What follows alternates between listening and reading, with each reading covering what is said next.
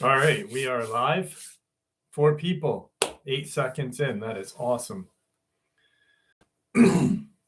Hope everyone is doing well. Hope everyone is staying warm. Holy cow. Right now it's -3. Feels like -15. Oh. Aramic, my brother. How are you, my friend? Good seeing you. Welcome to the show. I'm glad you're here with us tonight. Robert Jarrett, how are you? Marcy Woods. Hollow Dazen. Jager, how are you? Aramic was the first comment. That's crazy. You're never the first comment. You pop in like late. You're like, psh, psh, all sliding in like the sly fox you are. What's up, Harry Griffith? How are you? Johnny Ohm.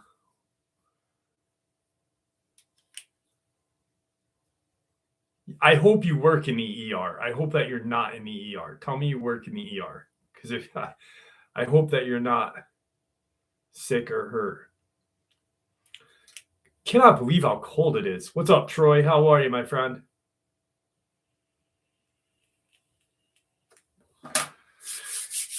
Feels like -15. That is just ridiculous. John Collins, DB Mac. What's up, my friend? Nick Carroll, how are you? Mr. Jimmy Haunted. Oh, shit. Did you get in an accident, Jimmy? Simone, how are you, dear?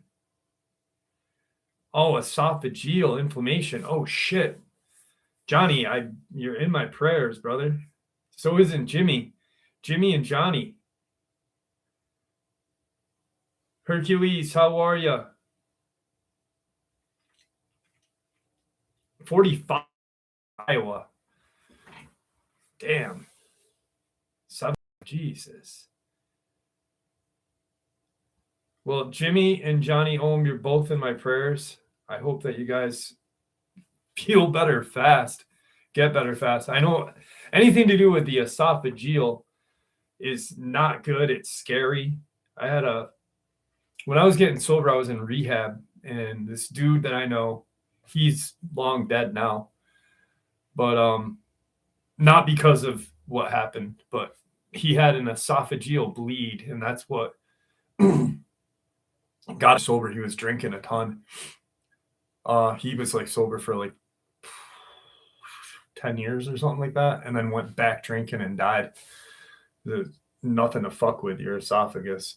Christy Strom, Brian Mons, how are you, buddy? Nexus 50 in Washington. Damn. Sniff it out. What's up, my friend? Zach Teams, how are you? Aaron drinks a ton. Fucking guy. Oh, shit. Oh, man, I'm sorry. That just got me. You just got me, buddy. Yeah, it's cold up here too, my friend Soldier. Randy Man. Simone, what's the temperature in freaking Australia right now? Brian Mons, I'm beating you. It is minus. I'll prove to you guys how cold it is. You guys won't be able to see my. I'll try. -2. -2. Feels like -16 now. I can't wait until it's -10 and it feels like -40 fucking 5.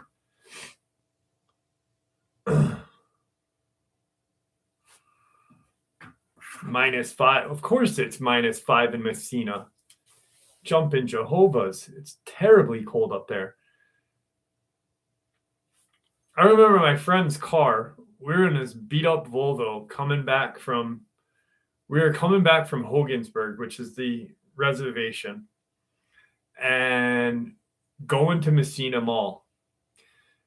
My friend's car shits the bed, like right after the border. And all of a sudden we have to walk. And it was like a half a mile, but it was in the middle of a blizzard in the tip top of New York State, like Canadian border, New York State. So cold. Across a bridge, St. Lawrence Seaway is on one side of us. There's fucking this vast emptiness on the other side of us. Just ice cold. Not fun. Robert Sharp, how are you, buddy?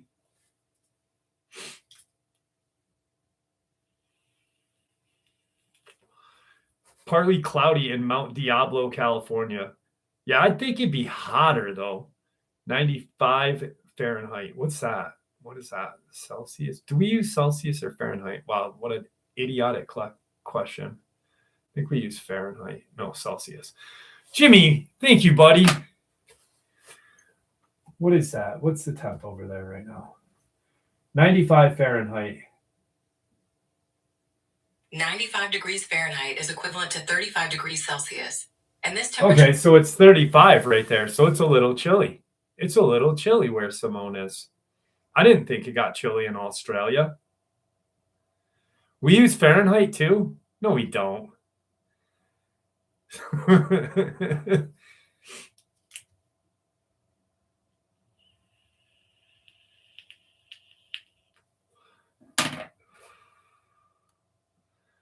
Oh, Robert Sharp and DB Mac are making a little love nesting going on. $20 is $20.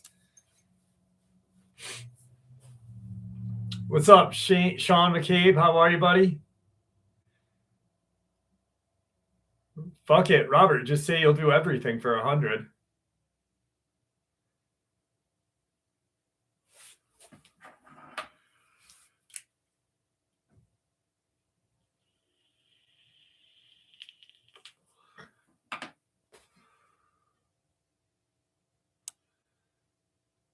Man, I honestly, the other day I was watching something and I forget what it was, but it wasn't important, obviously. And I was thinking about California. It was wintertime there. And they're walking around in like hiking pants and a t-shirt. And I'm like, it's just, and I'm like, why can't I do that? I hate being cold. This is ridiculous. My hands are like so dry. I've got cuts all over my fingers.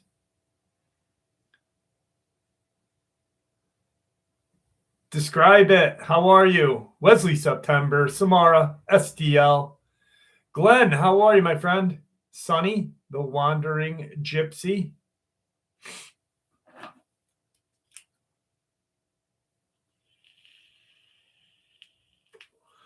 What's up, Zach? I do put the, I got that. It's in the green thing. Yeah. I put that on my hands, Brian Mons. I've tried like the workers' hands too. Nothing seems to work. My dad's got like this fucking, my dad has fucking lotion and medicine from like 1982. Like, he saves everything. I swear on everything. And he has this Corn Huskers lotion. And it's in this old like plastic bottle. It looks like an alcohol bottle. And it's clear. And that's the only thing that really works. But I can't take it on him, you know? I should. I doubt he'll use it, you know what I mean?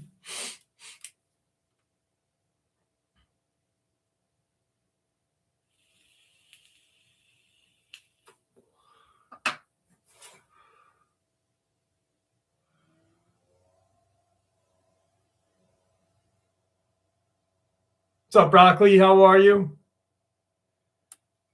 Sure I didn't miss anybody. If I missed anybody, I apologize. Got some great Lizzo stories for you tonight.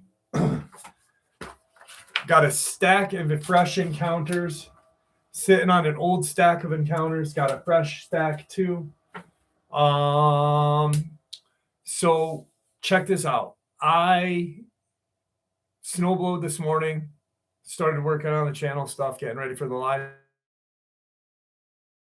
And I don't sleep very much at night. I probably get 4 hours of sleep, maybe if I'm lucky. And then during the week, a little less, especially on like Tuesday and Thursday, because I have to get up really early and I have to drive 45 minutes north and then 45 minutes back to bring my daughter to college for 8 o'clock. So I'm getting up at like 6:30.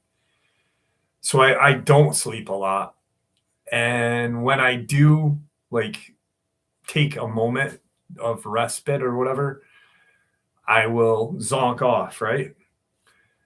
I uploaded the second and night ending bonus. I'm sitting there waiting for the live stream. I had quick dinner. And then I'm sitting downstairs in the studio, and all of a sudden I do one of these. And I wake up an hour later. It's 11 p.m. I look at the clock and I'm like, shit. I'm like, what am I going to do? I'm like, totally forgot live stream night. Totally. I started to take out notes from a conversation I had 3 days ago with somebody on the phone and started to record thinking that it was Sunday. Like the live stream had already happened. Just the whole fucking night went gone.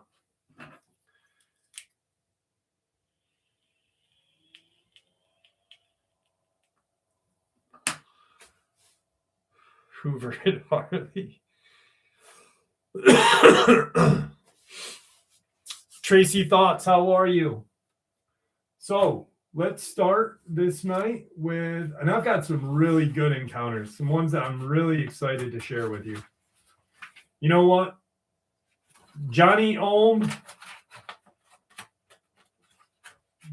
this one is for you because you are in the hospital right now.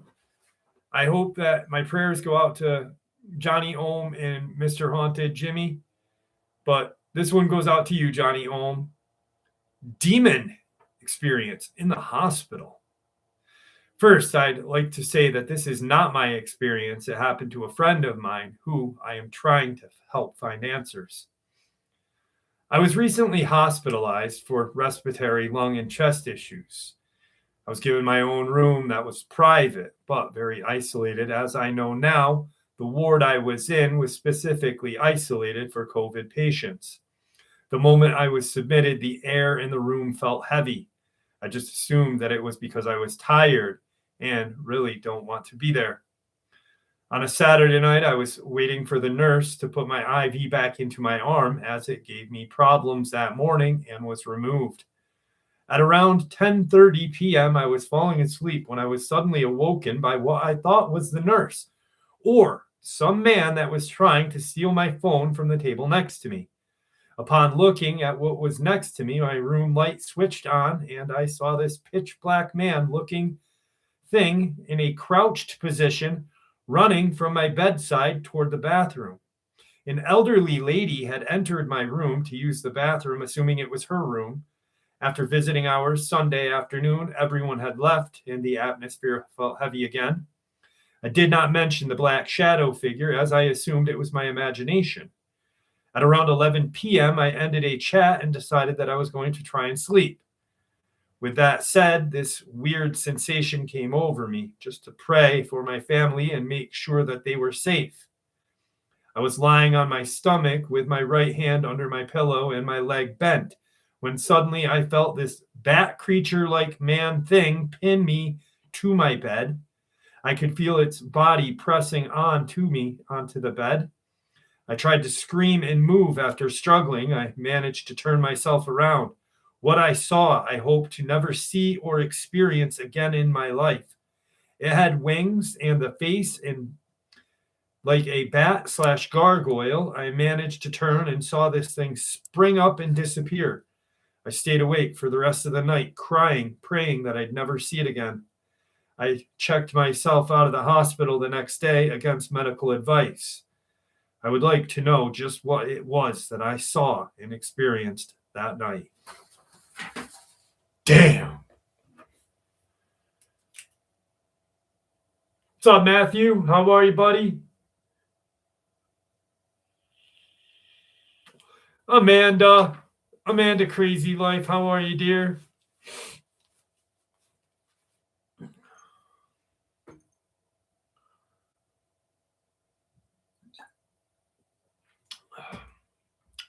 What's up, Wash and Wear Bandit? How are you, my friend?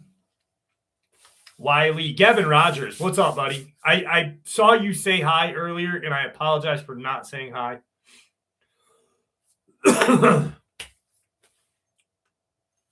You know, Jane is probably resting. I'll check really quick. Good seeing you, Amanda. Good seeing you. Let me see if Janie is okay, though. Oh, rough week. She's not going to be here tonight. Everyone was asking where you were. The live just started 10 minutes ago.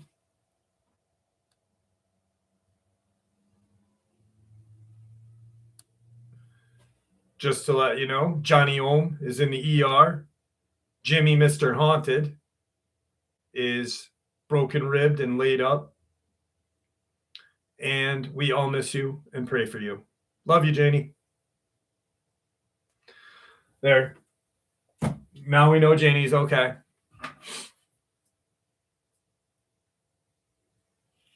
What's up, John Boy?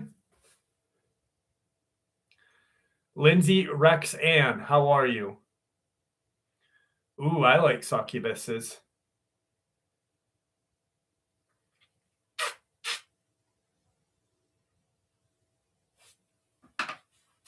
Nick Hendricks, how are you?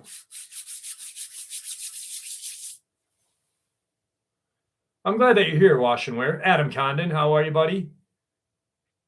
Jess B. Kathy Hayes, how are you? Yeah, buddy. I need a coffee, too. Damn, a coffee would be good right now. Ooh, I do love myself a nice ice cold Mexican Coca-Cola. You know, I won when I got my surgery on my teeth. I had put in for, like, they had this raffle, and what the hell is it called? It's not a Keurig. It's that coffee machine, Nespresso. And dude, they are the coolest coffee machine ever. Would I buy one if I like could afford one? No. But because I won it, I fucking love the thing.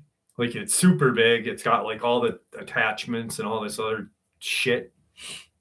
But like the pods for it are so goddamn expensive. So I don't use it very often. But this morning, after snow blowing, I was like, you know what would be nice? A nice espresso. And I was going to do like a pour over coffee. But I looked at the machine and I was like, And I looked in the cupboard and I happened to have this really nice espresso. Made one. And damn, it was so good. I'm so glad that I won that thing. I use it like once a month, if that. But it's cool as hell.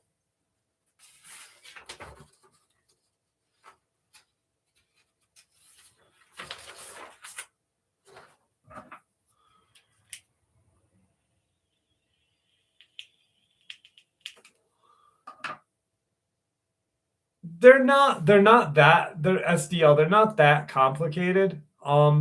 It's almost like mine is almost like a Keurig or whatever. It's got these little weird pods that are like, and the machine, it actually hooks up to my phone. It tells me when it needs to be cleaned and scaled or O-scaled or whatever the fuck that is. And I can actually, by the size of the pod that you put in, it like knows if it's an espresso, if it's 7 ounces of water, 8 ounces of water, this, and that. It's pretty cool. I actually like I like instant coffee. Instant coffee is not bad. I mean, hell, if the astronauts can drink it, why can't everybody else, right? What's up, Andy Davis? Simone, how are you? Simone and Andy Davis. It is pretty awesome, though.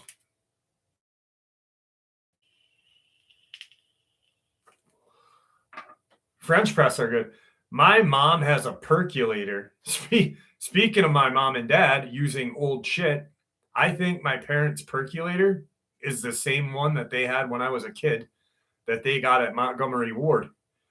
But my mom's coffee from that percolator, holy smokes, is so good. Like you could use the like cheapest, shittiest coffee on earth. Like if you got a bag of dollar store coffee and it spilled on the floor and they swept it up and put it back in the bag and sold it to you, my mom's percolator would still make that coffee taste good. It is so good.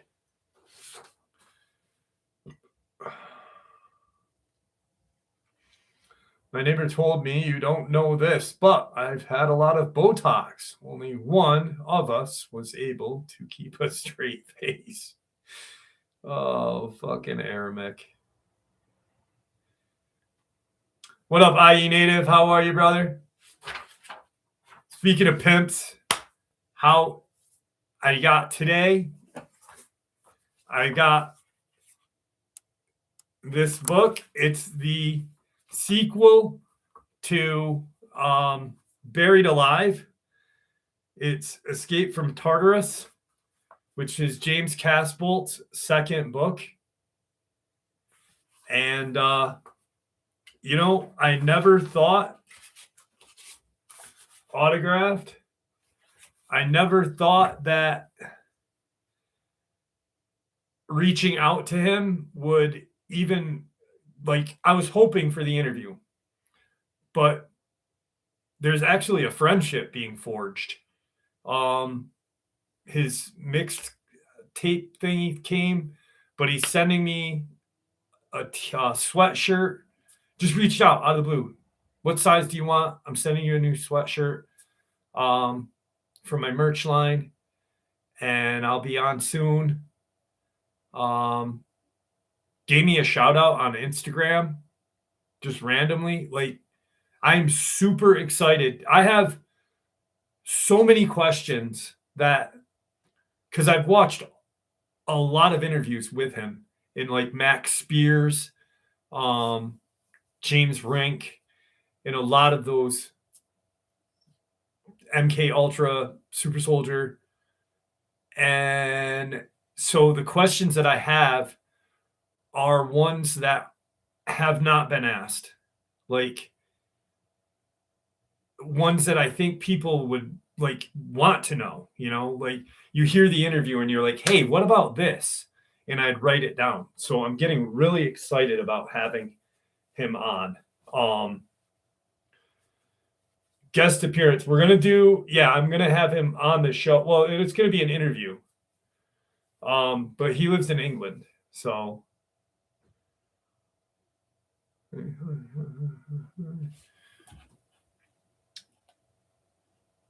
Chrissy, thank you for becoming a member.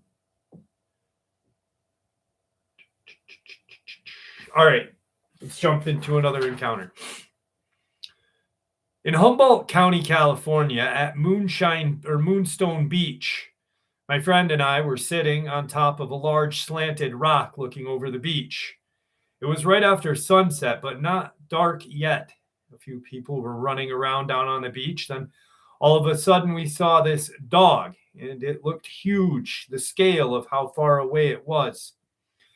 It looked like a black, large greyhound. It literally had to be like shoulder height, almost by the looks of it.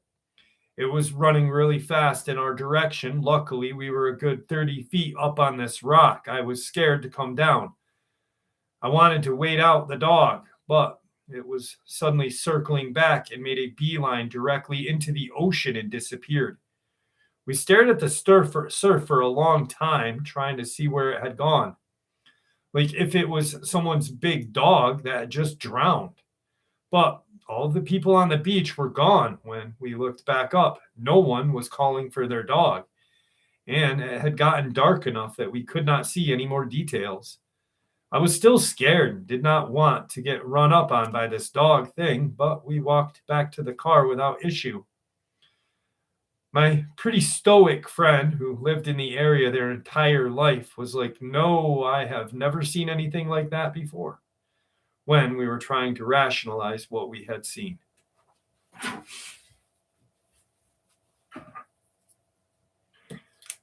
You live right by there, Amanda? Why, you lucky duck. It's probably nice and warm where you are. What's up, Jack?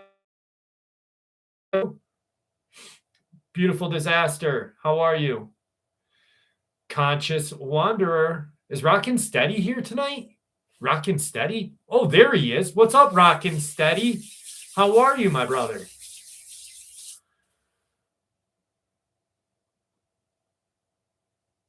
Soldier's Truth. How are you, Mr. Poor? Rockin' Steady. Feels like minus 16. Dude, it is so cold. I am doing well. Thank you. Thank you for asking, beautiful. Did it go down yet? Did the temp go down from -2? Let's see. It's -3 and it feels like minus 16. Lovely.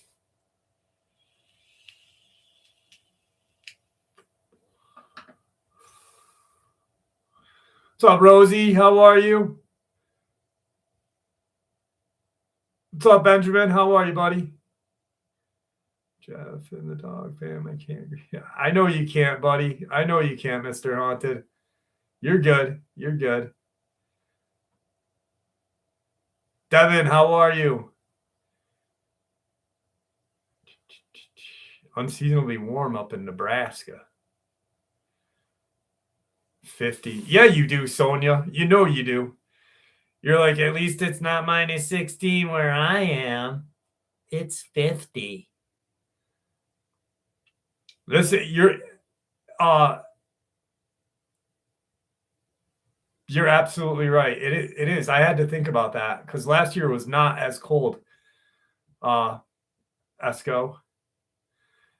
It is truly fucking frigid this year. And way more snow than last year. We have had more snow, way colder, just bullshit winter. What's up, Tyler 420? How are you? 78. Jesus, Robbie Wilson. Shame on you. Where the hell do you live? California? You look like you live in California. Lucky fella.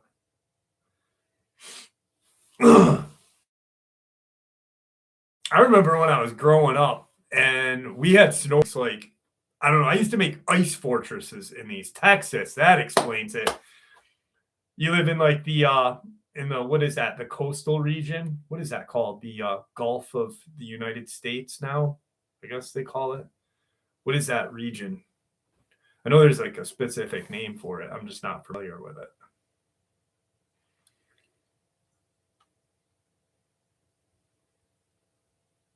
I know they surf there, though.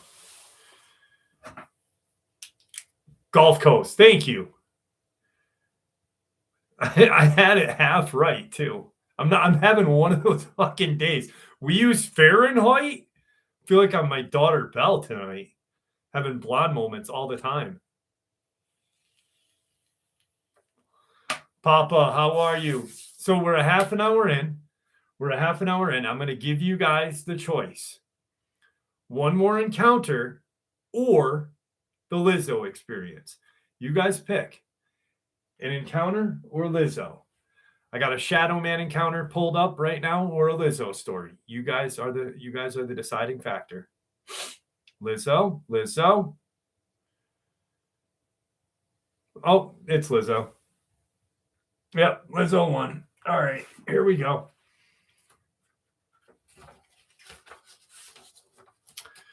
Here we go.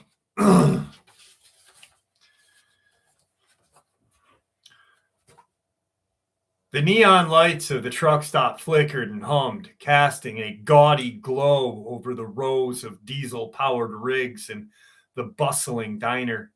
This was Lizzo's kingdom, where she reigned supreme as queen of the lot lizard prostitutes. Her subjects, a motley crew of truckers, prostitutes, and diner staff, lived and breathed for the prosperity of this humble empire. Lizzo, a statuesque woman with curves that could stop a clock, stood watch over her domain with a fierce devotion. Her sharp eyes lined with the parking lot, ever vigilant for any signs of trouble. She was a force to be reckoned with, and everyone knew it. Sorry. As the sun dipped below the horizon, casting a bloody orange glow over the truck stop, Lizzo's boy toy, Earl the Trucker Johnson, pulled his rig into the lot. He climbed out of the cab, his worn jeans and faded denim jacket a testament to his rugged profession.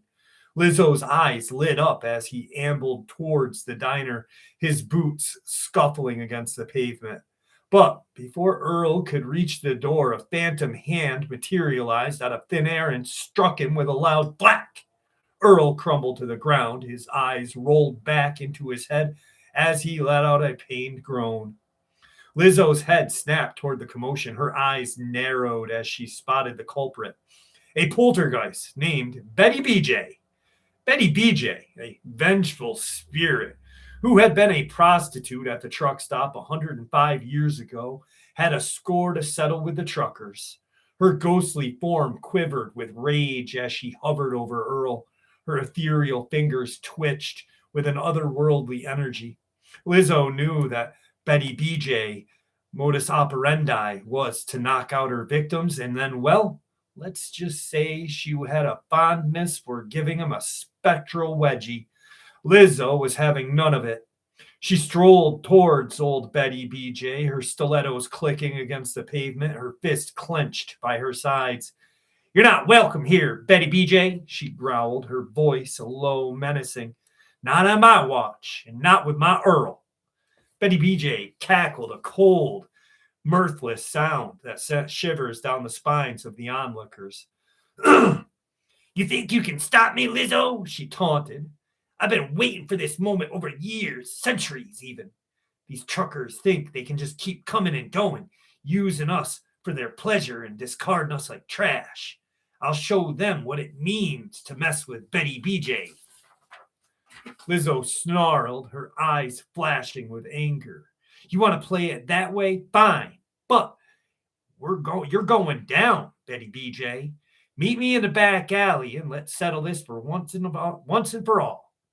The two women faced off in the narrow alleyway, the only sound the distant hum on lights and the heavy breathing of the onlookers. Lizzo, her eyes blazing with determination, charged at Betty BJ with a fierce battle cry. The poltergeist retaliated with a spectral blast of energy, but Lizzo dodged it with ease, her years of experience on the streets giving her an edge. The two battled, and it raged on. The two women exchanged blows and spectral attacks. Lizzo's hair was a tangled mess, her clothes ripped and torn, but she refused to back down. Betty BJ, on the other hand, seemed to be gaining strength, her ghostly form glowing with an otherworldly energy. Just when it seemed like Betty BJ would emerge victorious, Lizzo landed a lucky punch. Her fist connected with the poltergeist's spectral jaw. Betty BJ slumped back, her energy wavered, and Lizzo seized the opportunity. With a fierce cry, she launched herself at the poltergeist, tackling her to the ground. The two women then began to wrestle, their bodies locked in a ferocious struggle, until finally Lizzo emerged victorious. Betty BJ's ghostly form dissipated, banished from the truck stop by Lizzo's unwielding determination. As the dust settled, Lizzo stood tall, her chest heaving with exertion. She gazed out at her kingdom, her eyes shining with pride. "This is my domain," she declared, her voice ringing out across the parking lot. "And no one, not even a vengeful poltergeist, is going to take it away from me." Earl, who had been watching the battle from the sidelines, stumbled to his feet, his eyes wide with admiration. "Lizzo, you're a regular superhero," his voice full of awe. Lizzo smiled, a wicked glint in her eyes. "Just doing my job, Earl," she said, winking at him. "Now, how about we get a nice cup of joe and a plate of pancakes on the house, of course." As the night wore on, the truck stop returned to its usual rhythm, the diner staff bustling about serving plates of greasy food and cups of coffee for the truckers. Lizzo, in her torn and tattered finery, held court, her subjects gathered around her to hear the tales of her bravery.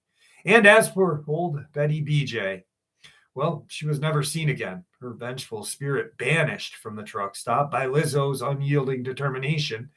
The truckers whispered stories of this phantom prostitute, a cautionary tale about the dangers of messing with the queen of the lot lizards. But Lizzo knew the truth. She was the one who kept the truck stop safe, who protected her subjects from the forces of darkness that lurked in the shadows. And as she settled into her throne, a towering figure with a heart of gold and the will of steel, she knew that she would always be ready to defend her kingdom, no matter what dangers lie ahead.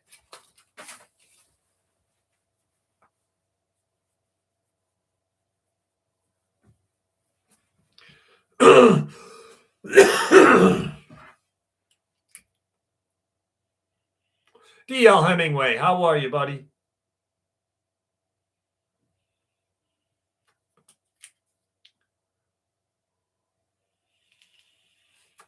Well, here, Susie Smith, since you're not interested in something that this live stream does, I'll just take you out of the fucking conversation.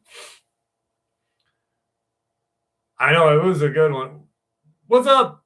Is that 5 rings? Is 5 rings? No, that's not 5 rings. Is bass play a 5 rings? Did they mess this thing up tonight?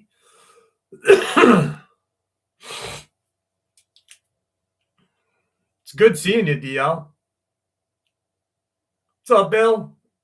I knew it was you. I saw that face. I was like, there he is. 5 rings.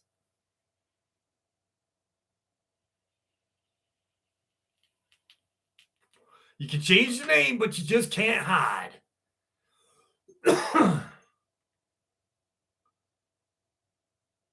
Wait, what happened, Andy Davis? Dude, did your dog really just pass away?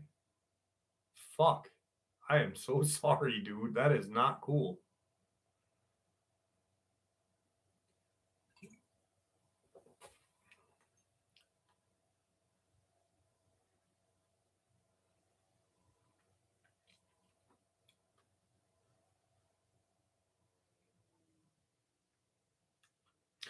No, Christy, I'm not pushing 50. What are you, crazy? I'm only fucking 28. Damn, girl, calm down. Don't age me faster than what? This hair's dyed. This ain't no 50 hair. Shit.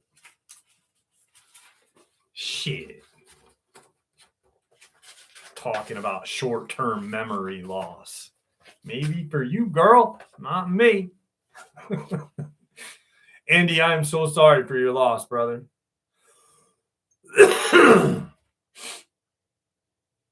That's rough, man. I could never imagine, dude, Andy Davis, and then you're not cool.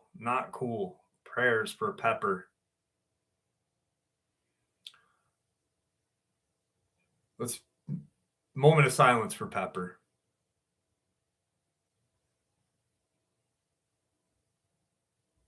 All right. Sorry, Pepper. I didn't know you, but I loved you.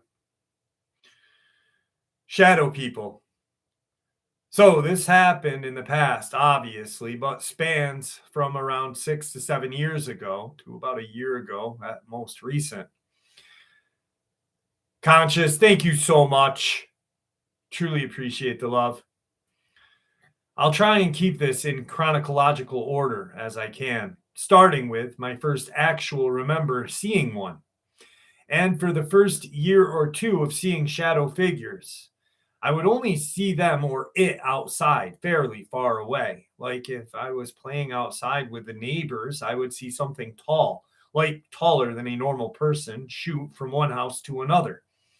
And anytime I asked the neighbors, they'd say nothing was there.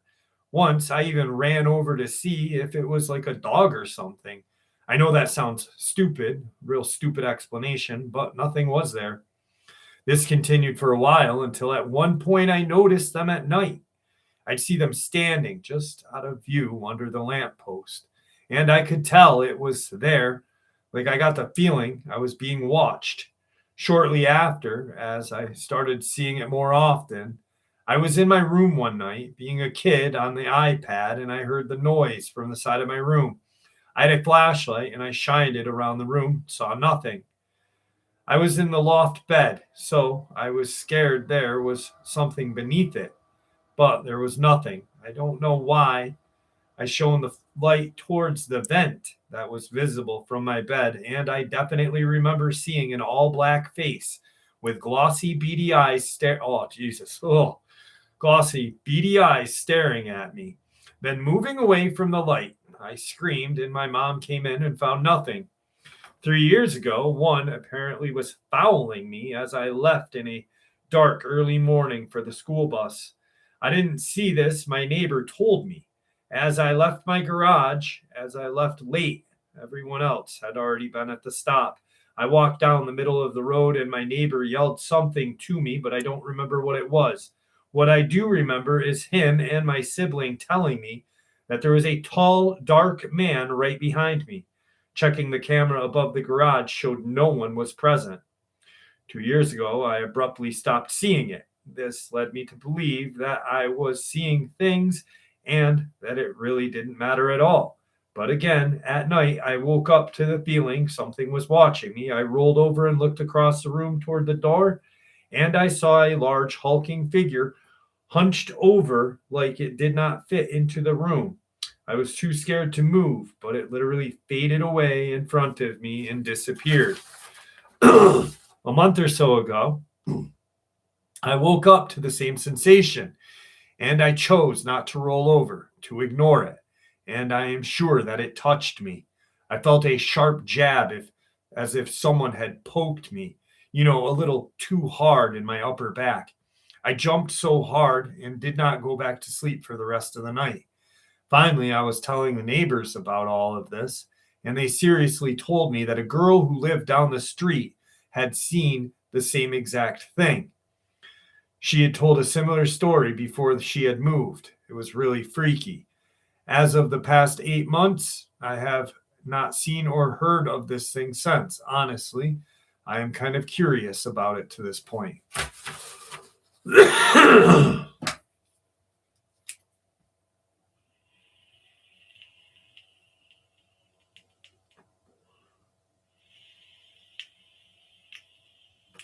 Delirium, how are you?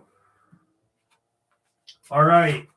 I saw someone say something about black-eyed kids. I believe it was Randy Mann saying something. Let me read Aramic's. I went fishing the other day. My friends told me not to go. Don't go. It's boring and you'll hate it. I was having fun catching fish left and right, but the people at the aquarium were pissed. Dude.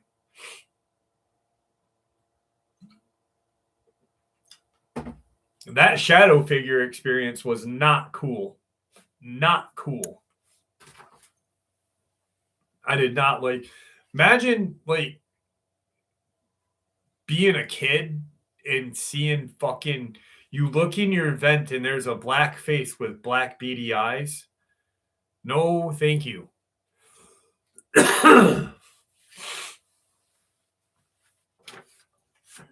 Here we go. I had a strange experience a couple weeks back, and I cannot seem to find any explanation or closure on it. I was helping my two sons move from Ashland, Oregon back to the original home in Mesa, Arizona. We were driving south on Interstate 5 on April 30th. Myself and my younger son were driving the rented U-Haul truck. My oldest son was following directly behind me in his personal Toyota. At around 1:30 a.m., we had been driving for 3 hours straight, and my son and I were involved in a deep conversation. The night had been rainy, and now it was a full moon, so the road was unusually lit and the sky was bright. Even though it was 1:30 a.m., it felt like dawn. The sky was that bright. We were in the middle of nowhere between a very small town of Belvan and Maxwell, California. Suddenly, on the right side of the road, I saw two older ladies violently waving their arms trying to flag down traffic. One was slightly taller than the other. They were both wearing sweatpants and sweatshirts. The one on the left was dressed head to toe in pastel lavender color. The one on the right, a pastel pink, both with identical shoulder-length bobbed haircuts, light brown in color. I could not see their eyes. My reaction time was slowed down due to my instinct that something was wrong. I let my foot off the gas and briefly considered pulling over, but quickly thought against it. After a few seconds, I asked my son, "Did you see those people back there?" To which he answered, "No, what are you talking about?"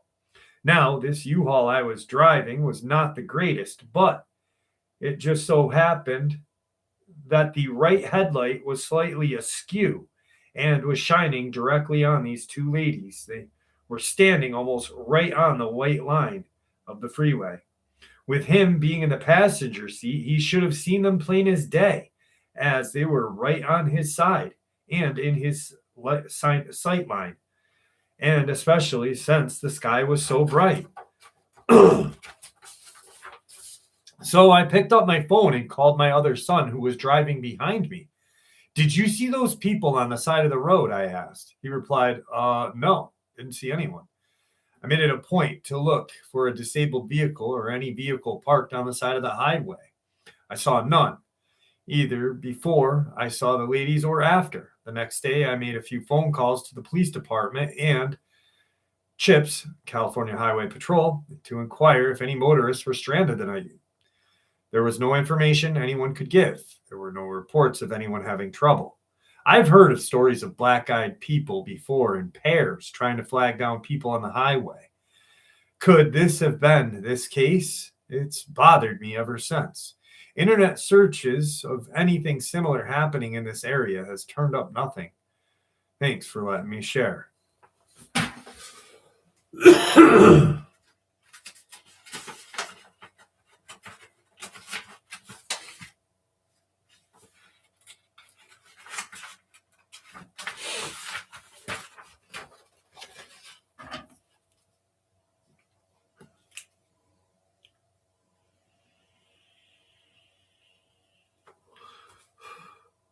Phantasmas.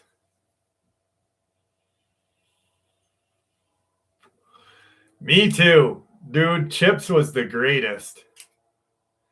What's up, 59th? How are you, my friend?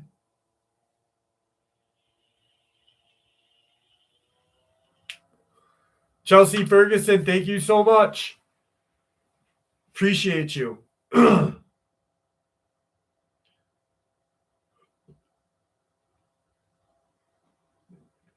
Yes, I've heard of the World War II Dogman werewolf figure. Yes.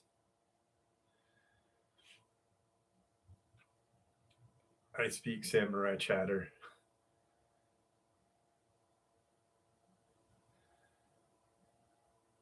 Coke and a smile. You know that. All right. When I was around the age of 6, my mom started to clean our church every week to help out. During this time, we were renting a farmhouse where me and my two older brothers experienced quite a few paranormal events, but my parents never gave it any light of day due to them being very Christian and conservative. One day, my mom was cleaning the church, and my brothers and I tagged along since my dad was working. While my mom cleaned, we decided to play hide and seek since the church was empty. Eventually, I was the seeker looking for my brothers, and I remember walking down one of the long hallways. Since the church was closed and my mom was just cleaning the room where the sermons were held, all the other lights were off except for the emergency service lights. When I was walking in this very dim hall, for some reason I felt the need to look up. And from that moment, I cannot get the image of what I saw out of my head. There was an all black figure around the size of a 6 to 7 year old. The figure was oh god damn.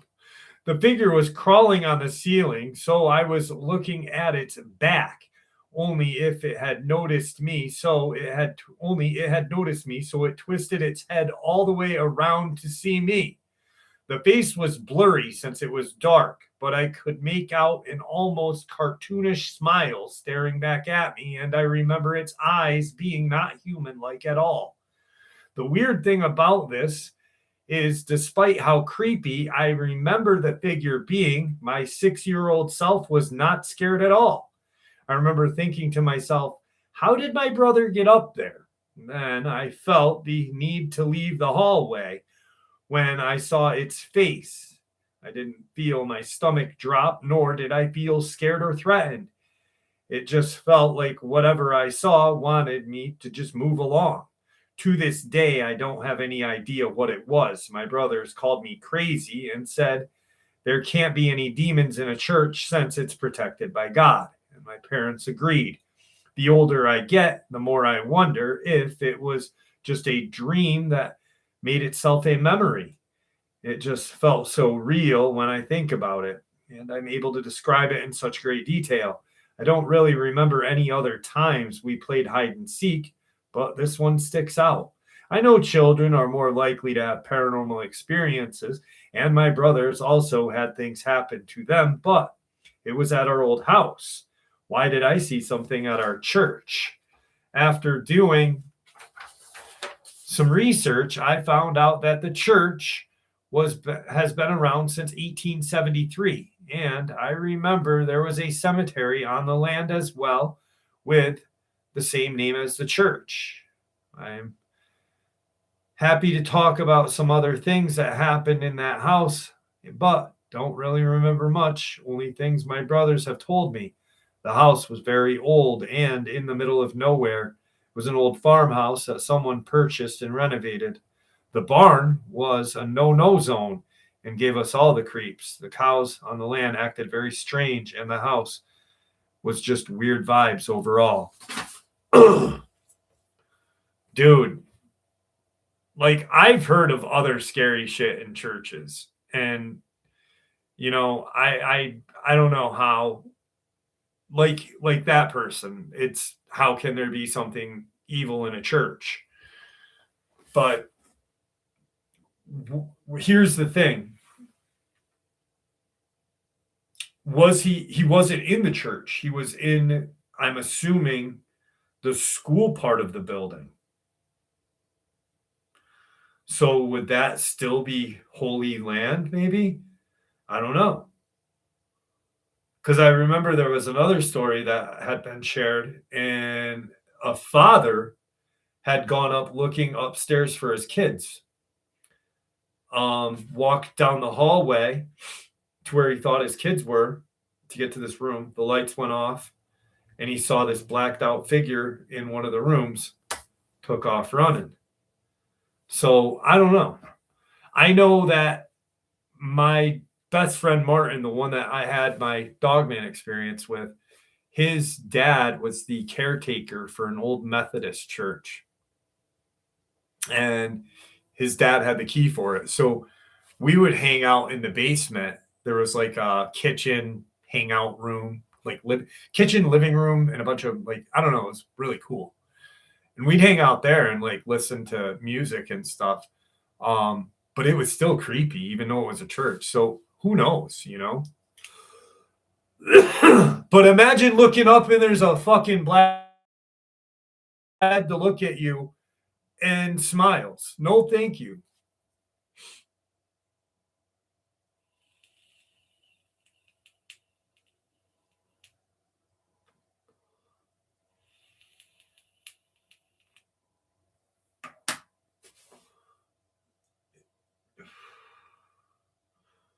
Yeah, I don't know. I think as I don't know. Like if it wasn't the main area where mass is shared, I wouldn't consider the rest of it. I consider like the main sanctuary is off limits. That's God's place, you know.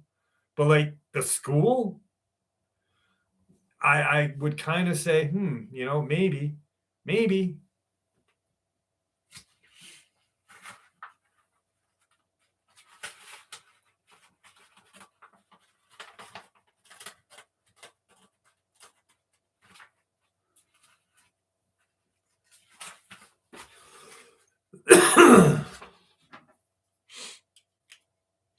I vaguely remember I vaguely remember our church. My mom was a church school teacher. She taught ninth grade, ninth and 10th grade um church school. So she got the kids ready for confirmation. And I remember I had got in trouble and had to walk to Sister Mary Electa's office. And I was dreading running into my mom. I had said some smart alecky comment to one of the teachers, one of my church school teachers. She wanted me to put my Garbage Pal Kid cards away. And I was like, no, fuck Garbage Pal Kids. I'm playing with my Garbage Pal Kids. Leave me alone. And I remember walking past the stairwell to the basement of the church, of the schools, the church school area. And I remember looking down the stairs and I saw like a shadow down there. Um, I never saw anything more than that there, but it was weird and creepy. And I still remember it to this day, but I don't know. I bet you.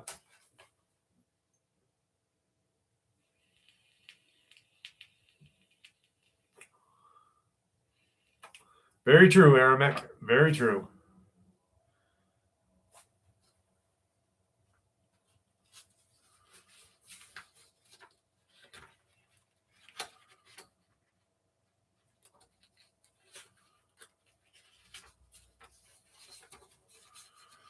SDL, I wouldn't say they're on the uptick. I would say that you are calling it. A lot of the stories and a lot of those channels are bullshit. Um, AI is like really killing the community right now. And I had read a comment the other day. I like your channel. I'll stay with the channel as long as it's not AI. And I'm like, come to the live stream. You'll be able to see that I'm not AI.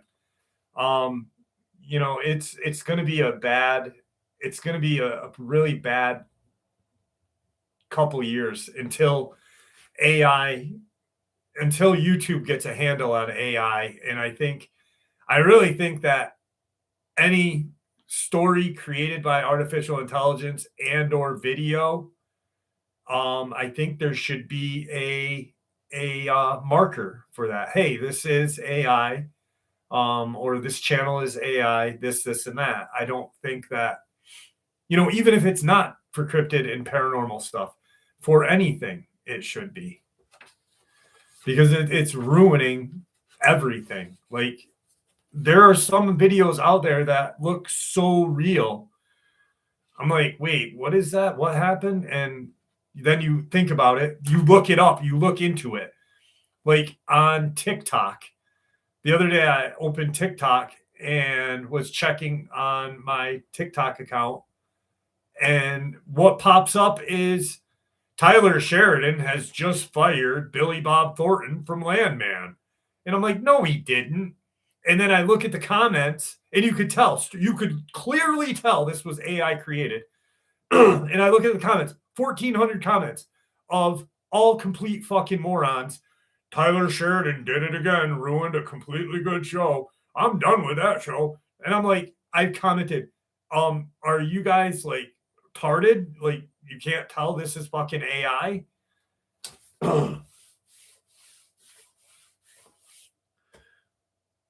Stormy Light, I'm glad that you're here with us. Thank you.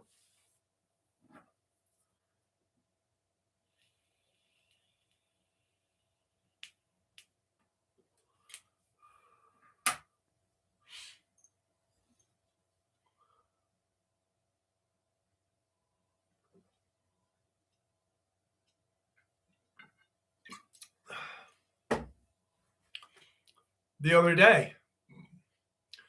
My daughter Isabel and her boyfriend. They're like, Dad, Post Malone, Lil Wayne, and Eminem made a song together. And I looked at it, and it sounded all like all three of them sounded like all three of them. Goofy Post Malone, Lil Weezy Baby, and all the other and Eminem. And I'm like, I waited a second and I Google searched it. I'm like, did they make a song together? And they're like, no, AI video. Like they're making songs. Like Joe Rogan talks about it. Joe Rogan's favorite song is a 50 Cent a 50 Cent cover done by AI.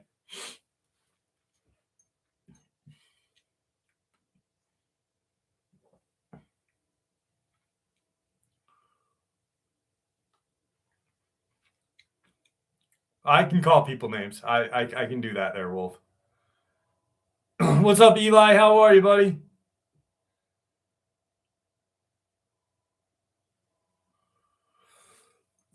That's what I'm saying, Damage. I'm thinking they should have to label them that they are AI. Because honestly, people are like, they don't look into things. People will take, I could say something and, people would take it as Bible just because they heard it on a video instead of looking into something. And, like I literally will look up anything. If there's something interesting, I got it written down downstairs. There's a disappearance that happened in 1912. I had never heard of the disappearance. I wrote the boy's name down, and I looked into it. Instead of watching the video, I actually looked into it. It wasn't a video, it was a short. And I was like, holy shit, this is really crazy. And so I'm going to do some more looking into it and maybe make a video about it because it's kind of falls in the same area where Dennis Martin disappeared. But it's not hard to Google and research something. It's actually better to do. So this happened to me 15 years ago now, but it has baffled both me and my dad, and we talked about it ever since. We went on holiday to America and did a Las Vegas to Cali trip because we had family friends there, so it was cheaper. We are from England. Once we stayed in California, we drove down to San Diego. Damn it.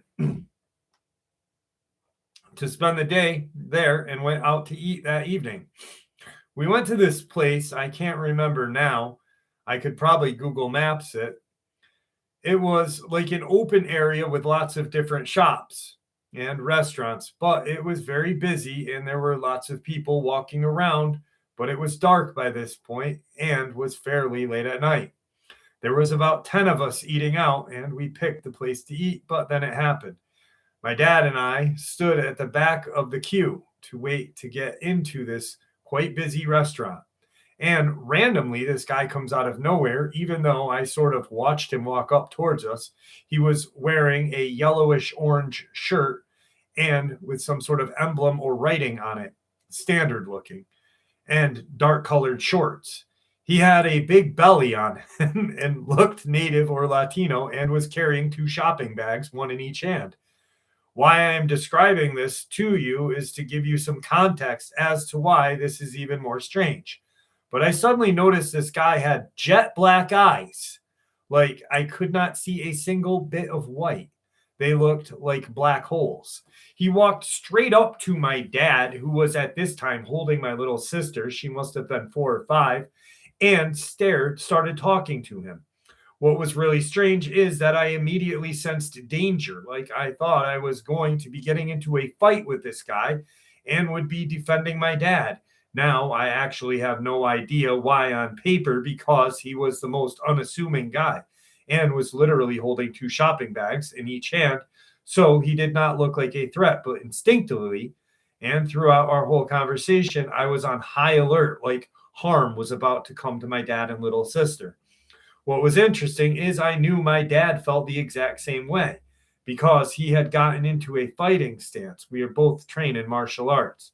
And I am not saying this from a place that I am a fighter. or he is. I am in a fight, but that is my initial reaction as the energy this guy was giving off, that he was dangerous for whatever reason. Looking back, this is why I believe he was holding the two shopping bags to look less like a threat because he gave this visceral danger aura. And what makes me think this guy wasn't human? It's very hard to describe, but I felt like something was going to happen. The next weird bit about this experience is the first thing he says to my dad is a question. And he says, "What is the difference between mankind and humankind?"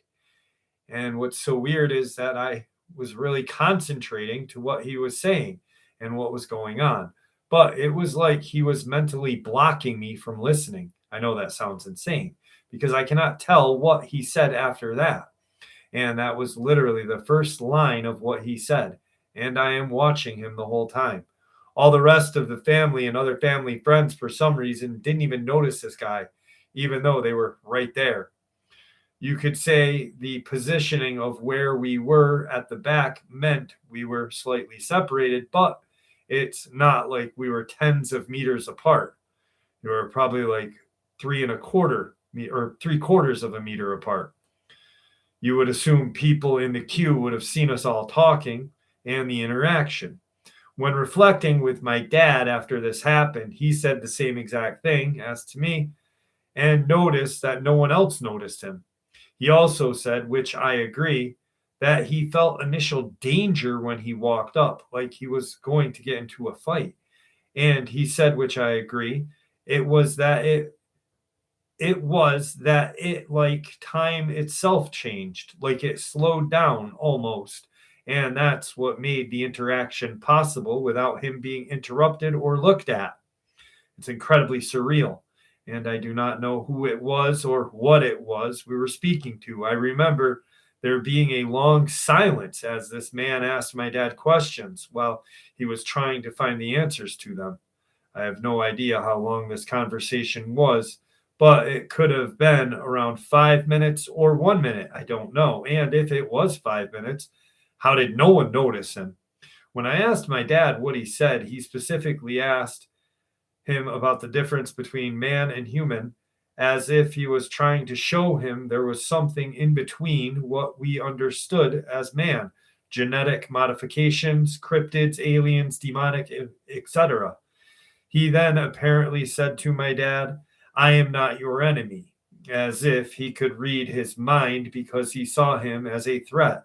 And then he looked at me and my dad, said he saw this vortex of light coming from behind his eyes. Honestly, I sound insane even writing this, but this is a firsthand account of a real experience we had. It was so baffling, I almost forget about it until I recently thought about it and thought about writing it out and sharing it. After he had finished, he just turned around like nothing and walked off into the darkness.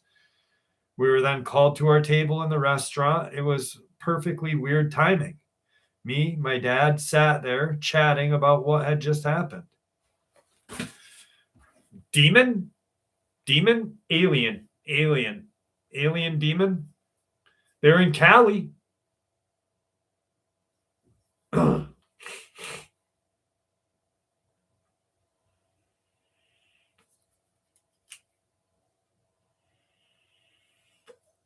Don't die on me.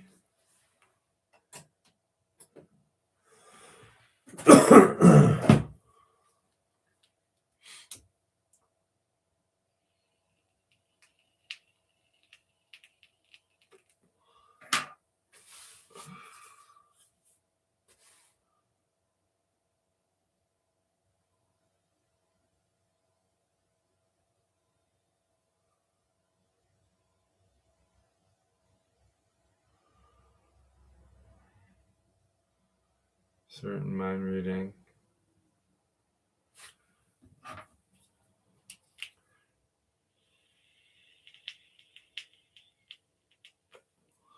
Yeah, but Google just answered you with AI.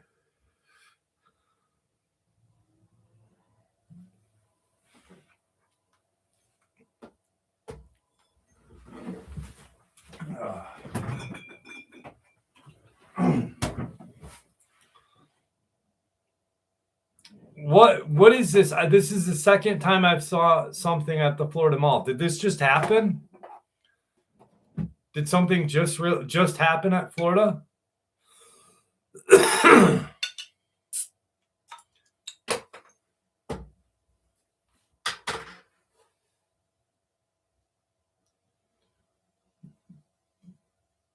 Yes, no? Someone answer. Florida Mall. Oh, Jeff took the dog out the other night. Coyotes are going nuts. Dog on super. I bet you delirium. Oh, 4 years ago. Oh, in Miami? In Miami? When they were saying it was aliens? My best friend was at that place. It was literally people. It was like, it was a shooting.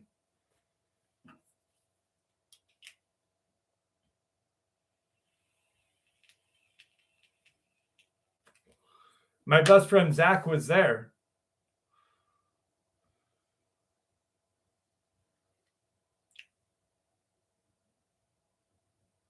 Oh my God, it's gaining traction again. Oh my God. Oh. You know, that should not make anything. It's dumb. That one's dumb. The Vegas incident is the one that makes the Vegas one is the only one you cannot, like, that little boy Angel. My daughter was on TikTok and I made her reach out to him for me so I could talk to him about that. And the videos and everything, the police were, the police were even. So for the Florida one to make a comeback when the Las Vegas one is not yet, that's kind of weird for me. Vegas was like, you cannot deny the Vegas one. But like Florida, I mean, like, two different things. The Florida one to the Vegas one, when you have police officers stopping people and saying, "Hey, did you see that in the sky? Holy shit, what was that?" And the whole department talking about it, you cannot deny that. Yeah, they were too. They're like, "Fuck that. We don't want any part of that thing." It was a riot of people. It was exactly a riot of people. My buddy was at the outdoor mall where it happened. There's like this outdoor thingy where it happened.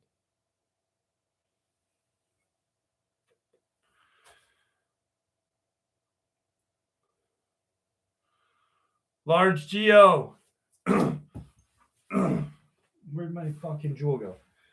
I think I asked last week, where in northern New York are you from? Aliens are people. That's like saying Bigfoot's people. Come on now.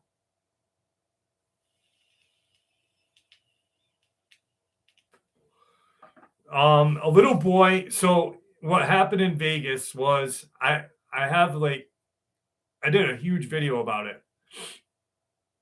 My daughter, I made her reach out to the boy. I talked to him for a little bit. So there was a UFO was seen flying through some like rural area, and not rural, but like neighborhood area in Vegas. 3 police cruisers all saw it. All the people saw it. It was captured on the ring cam. And then a little boy named Angel and his family were out back and they captured it on video. You can actually see the fucking creature. Of course, AI then created a weird creature, and they used like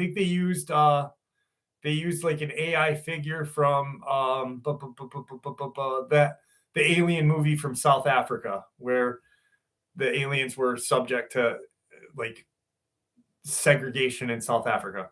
But the cops showed up and they were like, they had seen it. It was in this truck moving around, and the cops left. And exactly what SDL or 59 said, they literally looked at the people and they were like, if you see it again, don't call us. We don't want any part of it. It was so District 9. They used what those creatures in District 9 look like. They used that behind the fence. So it was like hiding behind the fence. And I'm like, that's from District 9.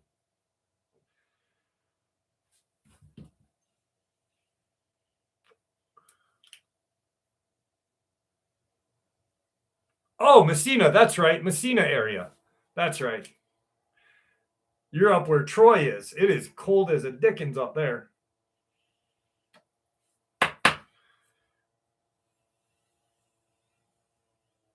District 9 it's really about us. You're right, 59th. It's about what humankind does.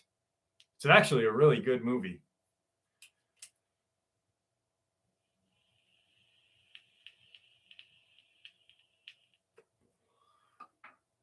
No, it's not like Hunger Games.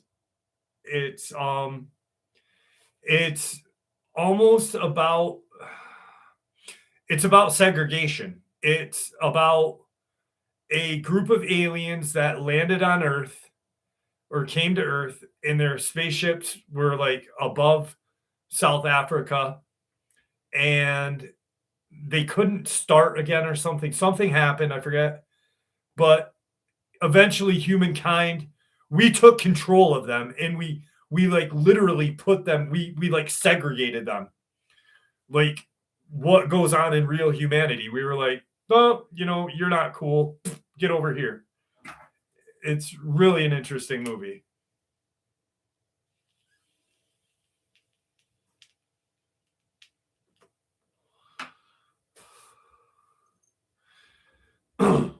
It feels like they're negative 31 up in Messina. What is it right here in Lake George? Let's see. 16, minus 16 still. Oh, I'd rather have Cloverfield aliens. I would much rather have Cloverfield aliens because they would kill the people. They would kill the dumb ones that couldn't get away.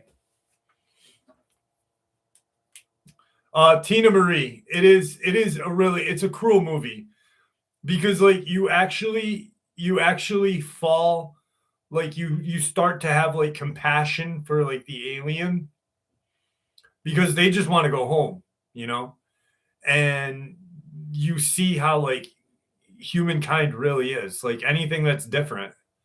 It's really good movie.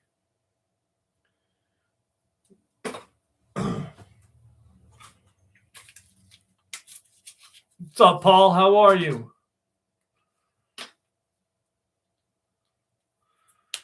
You like the Cloverfield comment, guys? Cloverfield was great.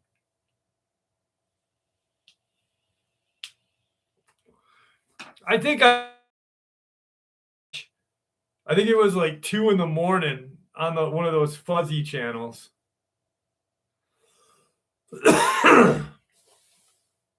What's up, Mikey? How are you, buddy? Yeah, watch it, Tina. You'll like it. It's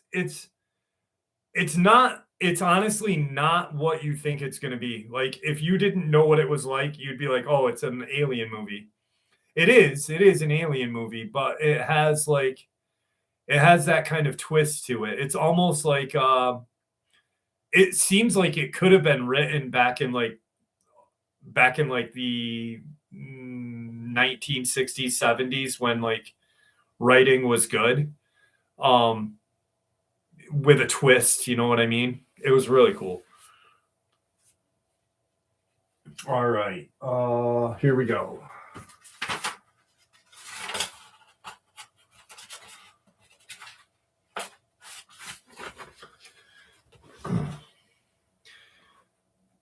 Michigan Nature Park worker. General info. For my safety, I do not want to reveal which park system I work for, but it is important to this experience that I, female, 19, work a position at the Michigan Nature Park, not entirely dissimilar to that of a park ranger. My job duties usually include manning the entry booth, locking up the buildings at night, and although not a usual duty, sometimes they ask me to walk or take a park vehicle through some of the trails as I am on the younger side, but still have several years of experience at the park. I am a relatively experienced outdoors person. I've had some odd things happen to me while on the job that I cannot quite explain. I am decently well versed in some areas of paranormal, and although not entirely relevant, it's of note that I also am a Norse pagan, as part of my family's belief, and often wear protective symbols as well. And to be honest, I started wearing them more since these odd experiences have been happening. I've tried looking into them myself, but overall, I am overwhelmed and not sure where to look. So a friend suggested I share this with you guys. There is two things in particular that I want to share. Thing one, I usually work at night shift, and this is raining a lot, and the conditions were getting unsafe. I was posted out in a booth, which is multiple miles from the office. So when things took a turn for the worse, my boss radioed me back. Some people who don't spend a lot of time in the spend a lot of time in the woods don't realize how dark deep woods can get, much less in the dark at night. But I had both a flashlight and a light from the booth, which gave me probably 30 feet of visibility. And when I went to grab my stuff so I could lock up the booth and get to my car, I swore I saw something that moved very human like, but moved in a really odd way, like the only way I can describe it. If it was a horse deer hybrid, tried to run like a person, but there were no people out there, and it was most definitely not a deer or a horse. I'm probably not describing it in the best way, but it was very off. So I got into my car ASAP, and it did not start right away. A bit odd, but not entirely out of character for my car. But when I turned the key a second time, I saw something out of the corner of my eye, and it looked like whatever it was had gotten closer. The drive goes without incident, but I am still off about what I saw. And when I get closer, I radio in to see if they need me to pick anyone up. And the radio does not work right away, which is very out of character. These radios are designed to work in awful conditions, and I was the closest I had been to any sort of signal in a while. I chalked it up to the weather and pulled into the office, but as I do, something runs past me. I did not get a good look at what it was, but it was not a person. And I am telling you, there is not an animal in these woods that I know of that looks like either of these things that I saw this night. And I just cannot seem to shake it. The next thing that happened, this happened more recently, and is what prompted me to finally share this. I was walking the trails for security purposes, close to closing. We close at around 11 p.m. and start a final walkthrough at about 9. We do this to make sure no one's stuck on the trail or hurt, so they aren't stuck overnight. When there is fewer staff and none to patrol the trails, so I was walking one of the trails, and I was pretty deep in the woods already, as I am fairly fast hiker. This is the trail I know well. I was already about 2 miles into the trail when things start to get weird. I hear a noise off in the distance, and at first I thought it could have been a coyote or an owl, so I pressed on. Coyotes stay off the trails, won't go after people unless they have dogs, and the dogs are banned from the woods here.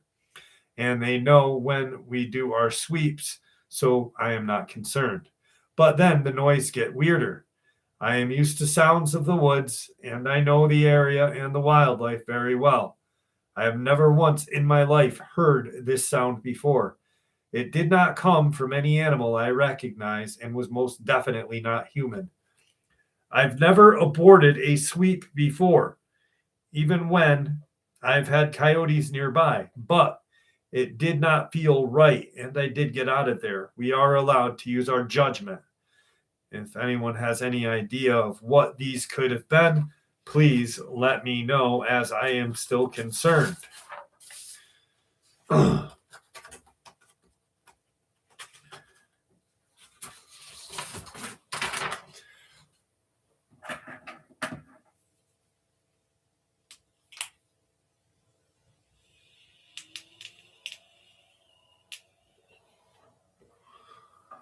Pops, how are you, dear? Good seeing you. I'm glad that you're here with us.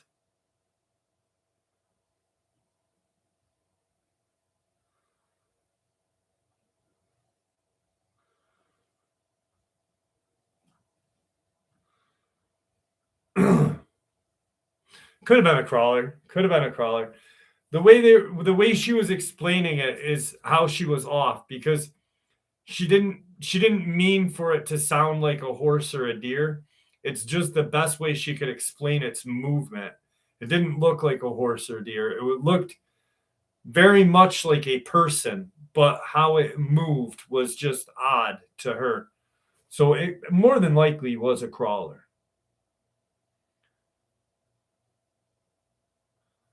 MJ Baked, how are you, dear? Pups, you're not late. You're here. You're here. Jacqueline, how are you? Ooh, Cloverfield in the theaters. Damn, I would have loved to have gone and see that.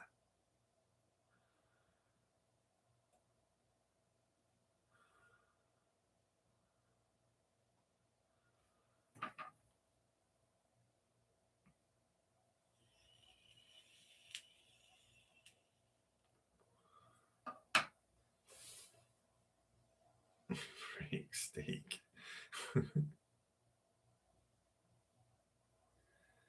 I know San Fran Bay hasn't been here. Old Shitwater hasn't been here in a while, SDL.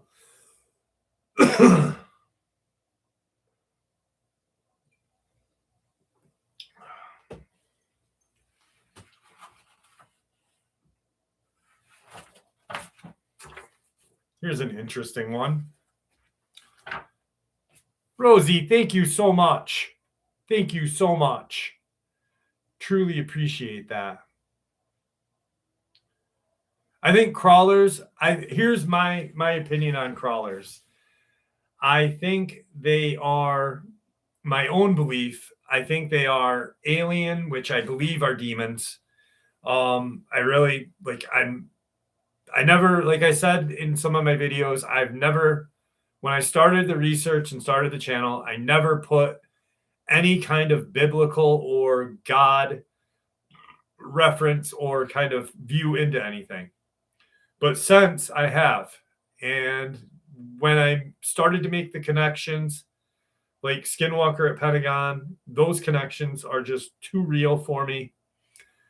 I believe the Luciferian agenda is what is controlling everything. And I think that what people see, the Draco, the alien gray, I think they're demons. I think that the Nordics and or the Pleiadians may be angels. I'm not sure, but I'm not. That's why I don't talk about that often. But I really truly believe that they are demons, and I think that the crawlers are genetically modified creatures from these deep underground facilities. Some people will say, like, oh, the crawler is like the ghoul from European folklore. But the ghoul, if you look at the description of the ghoul from folklore like that, they are similar to a crawler, but not. Very different. The crawler has more lanky bodies. They're very elongated, very skinny. The ghoul creatures are, yes, similar colors, but thicker, more muscular, with ears, visible pointed ears. The movement is similar, but I think they're hybrid creature.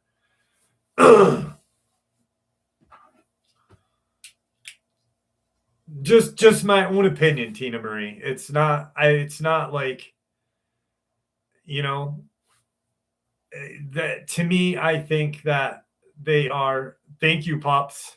It is getting long. I think they're just, like, I don't know.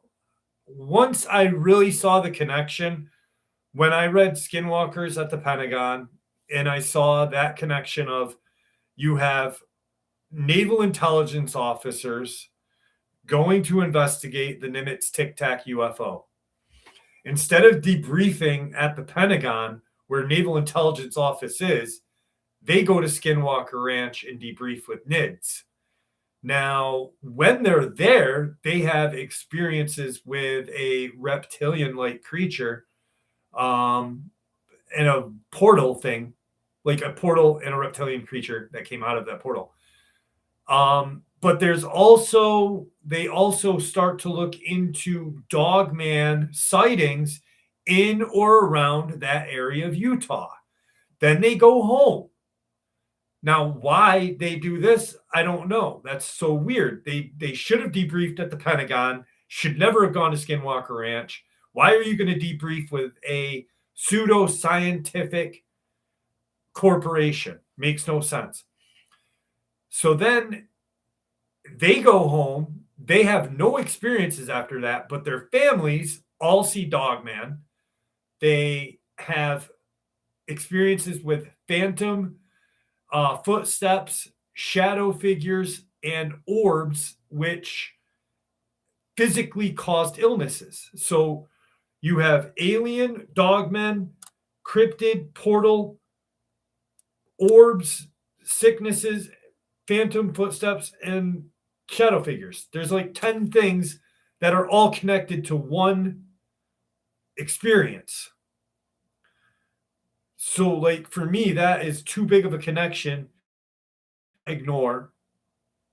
And then you think about who is actually running the show, which NWO, the Luciferian agenda, like our governments are just like puppet agencies for these things. I don't know. But here we go. Let's start this off. I'm from Latvia, a country from the Northeast Europe. In my country, there are a lot of werewolf stories. We call them vilkisi.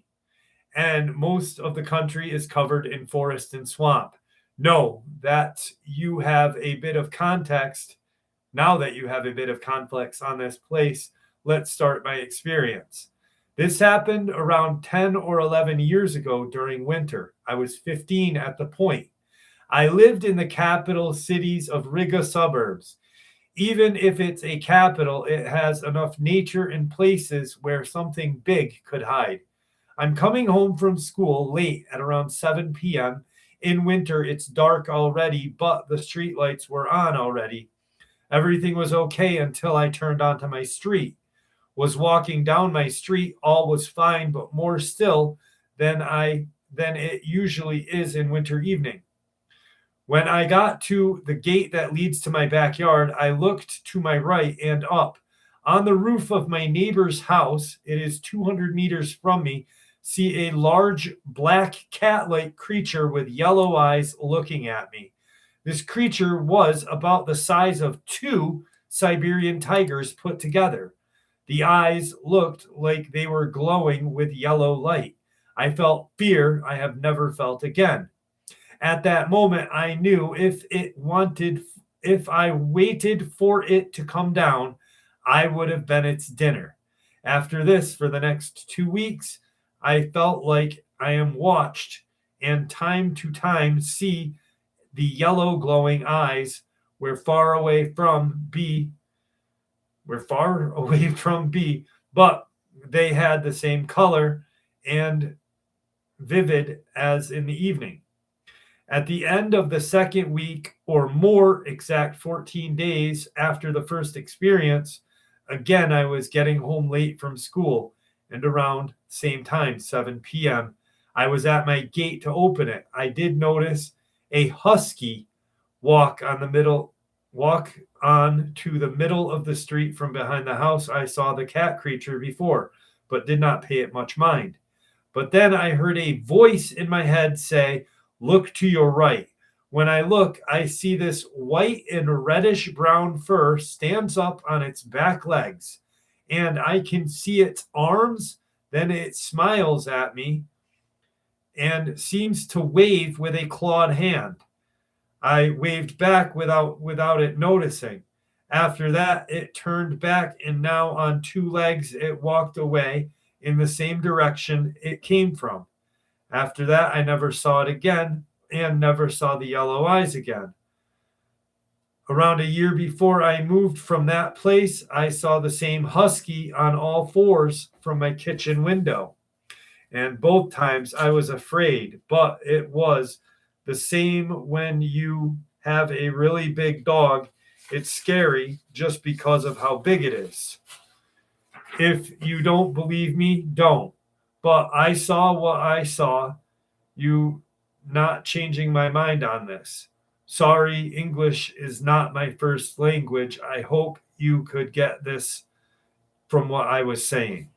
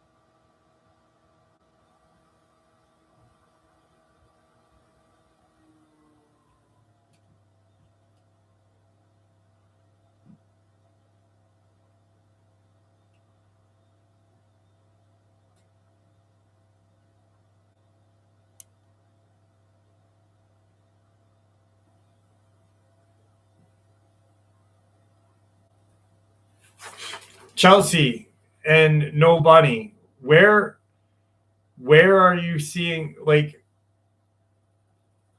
in Tazewell, in the West Virginia, Kentucky border area? There's lots of shit that's been going on there for a while.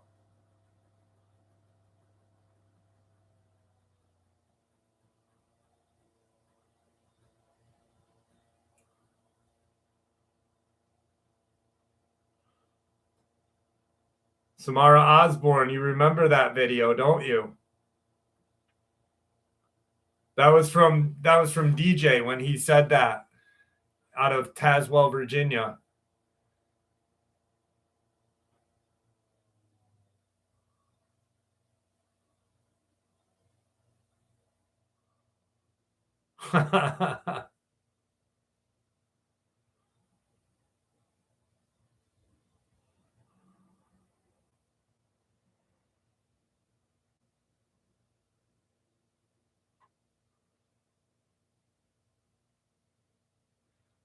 That was funny, STL.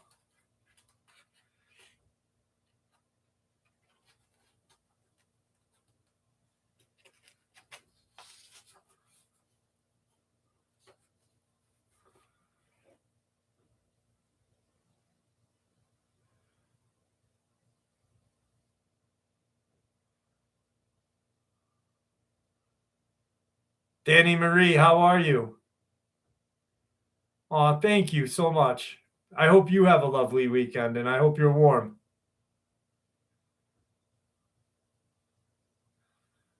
Sounds like a plan, Delirium. What's up, Ginger? How are you, buddy? I was just talking about DJ the other day. I was like talking to, I forget who I was talking to about him.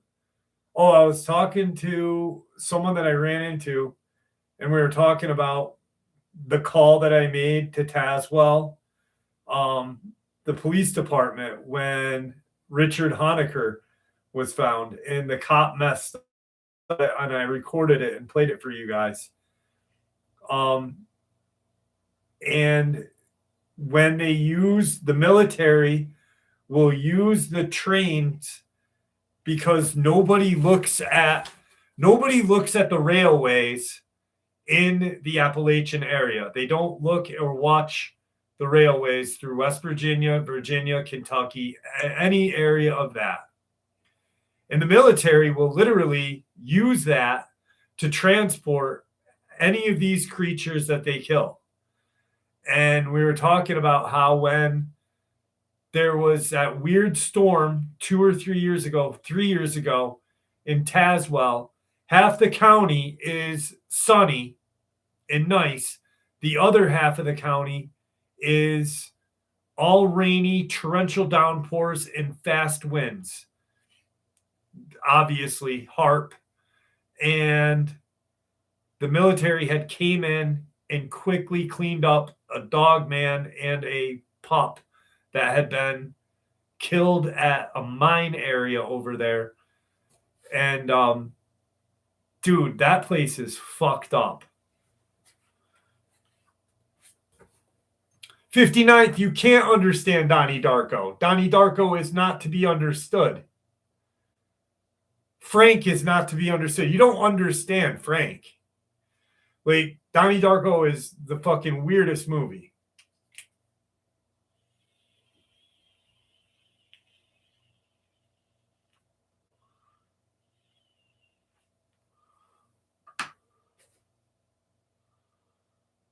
No, I haven't heard that, Tina Marie.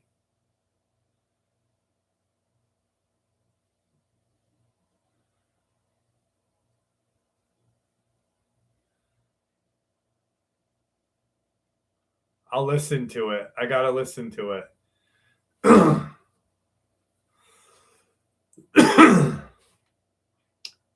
Is it CZ? Is it CZ, Rosie? I think it's CZ. But even though that's just a theory he's doing on that movie. Like, that's his own decoding theory.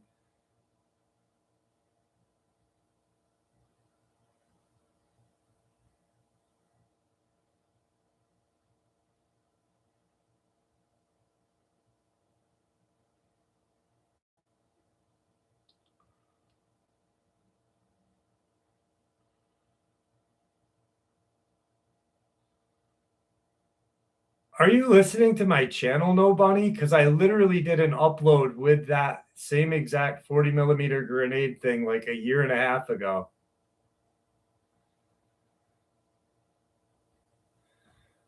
It's not CZ. Who the hell is it? I know who you're talking about, though. Where he sits down and he analyzes the movies.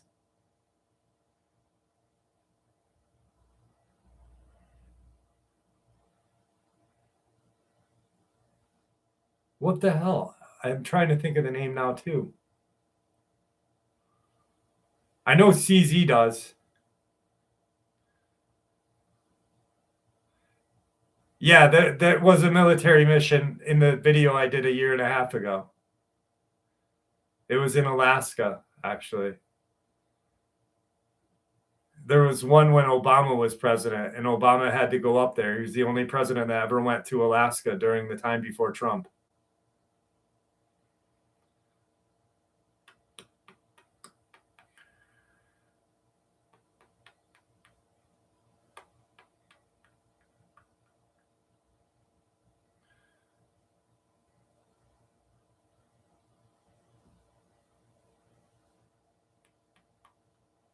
Starfleet Academy. Craigers, what's up, buddy? The Rim God. Fucking Jewel.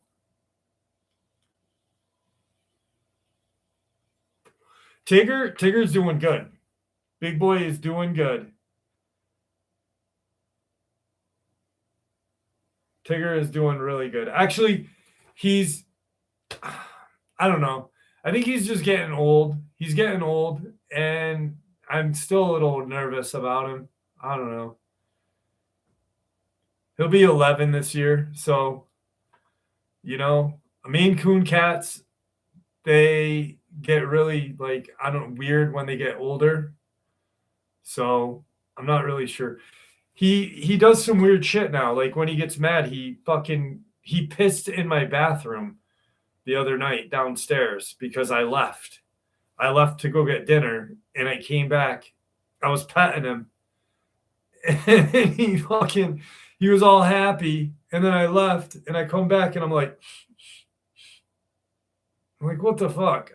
And he's got a litter box downstairs. Like, I bought a litter box for him downstairs so he didn't have to go upstairs to use it.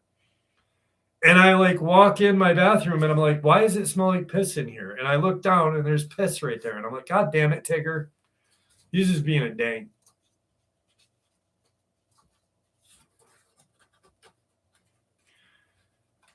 He's 11.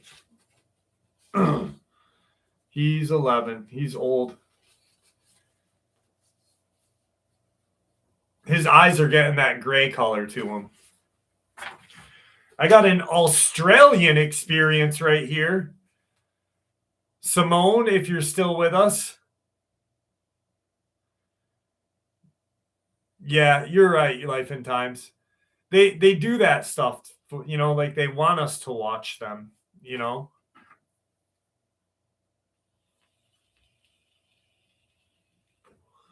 Jason, that's awesome that you just said that. My granddad told me the day he got out of the Army, he saw brand new jets that look like F. Okay, so what's crazy about that is when we, in 1934, 44, 54, and 64, was supposedly the presidential government, U.S. government treaties with the Draco and the Greys, right? Where we got technology for them to abduct people and experiment on them. The majority of the abductions happen in Alaska.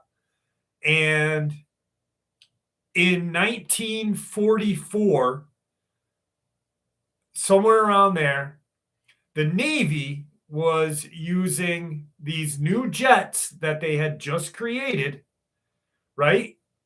And they were propelled jets. They were jet propelled. They were not propellered. They put propellers on them that were fake, right? And they had the pilots wear a monkey mask. That way, if anyone ever saw them in this, like if a Nazi pilot saw them and they engaged in a dogfight, what are they going to say? That we just saw this fucking crazy ass jet flying, this weird airplane flying at like Mach something, and it was driven by a monkey. But the Navy actually did that. They had a monkey mask on these when they were experimenting with these things. It's so weird.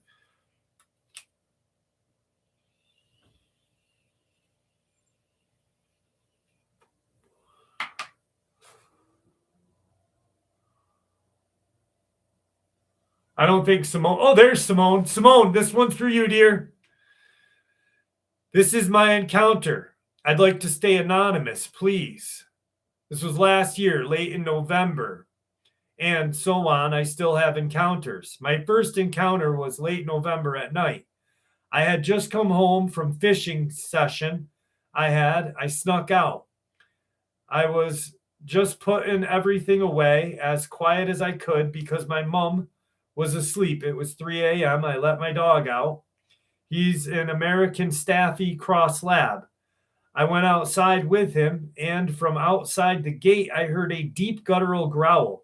I saw two eyes about 7 to 8 feet off the ground, and I could see the outline. It was a new moon.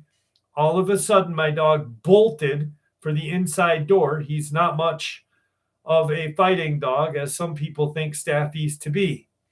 He's a big sook. He's scared of the rain, etc. I heard my gate shook as I got inside. The next day I went outside. I saw the grass flattened where it had been standing. My feet are size 11 in men, and it was at least a size 16 print. Just so you know, where I am is a town surrounded by a huge forest in Wide Bay, Queensland. My neighbors have also had encounters with this or these things. I'm pretty sure there is a family of yowies. My favorite neighbor got chased by one out in the mangroves when he was checking his crab pots. He took me out where he got chased prior to my own encounter, and there were these huge footsteps as well as his own. My next encounter took place right before Christmas on the 22nd of December. I decided to go to a boat ramp and went out with my neighbor to check his pots and for another fishing session.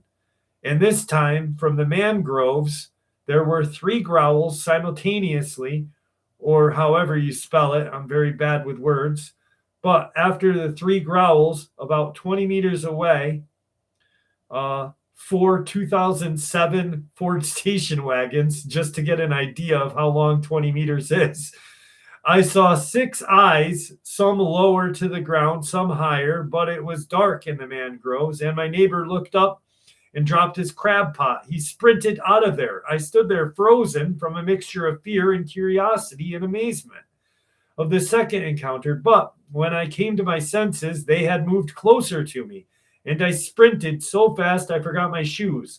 My thongs, which for Americans are flip-flops, and I fell a few times. My feet got hit with the mangrove roots, scraped me, and it hurts because they managed to take off skin in a few places. The mangrove roots, that is, my foot was in so much pain. But when I got to the boat ramp, I washed off the salt water and I headed home on my skateboard. I stuck in my neighbor's Mitsubishi's ute. And I put everything away, got changed, and didn't go out for a few nights until Christmas. Then the next time I went out, it was New Year's. I didn't have any more encounters until after New Year's Day. Throughout 2025, I had 15 other encounters with these yois. I will share those with you soon. Thank you, guys.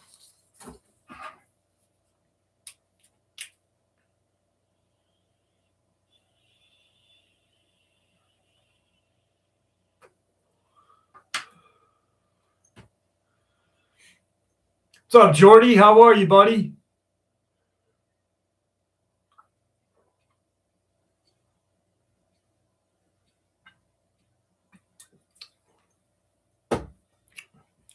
Lizzo story? Lizzo, anyone? We're 2 hours in. It's been an hour and a half.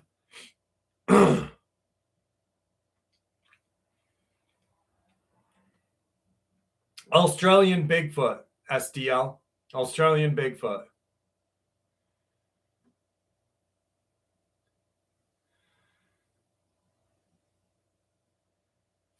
How'd you like those, Simone? Those yois.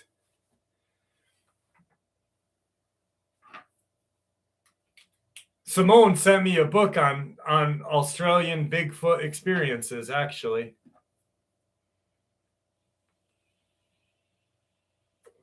Lizzo would mount a yoi.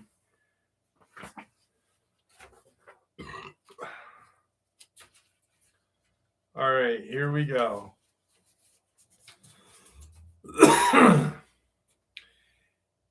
In the heart of the American South, where the sun dipped into the horizon and painted the sky with hues of crimson and gold, there existed a kingdom like no other.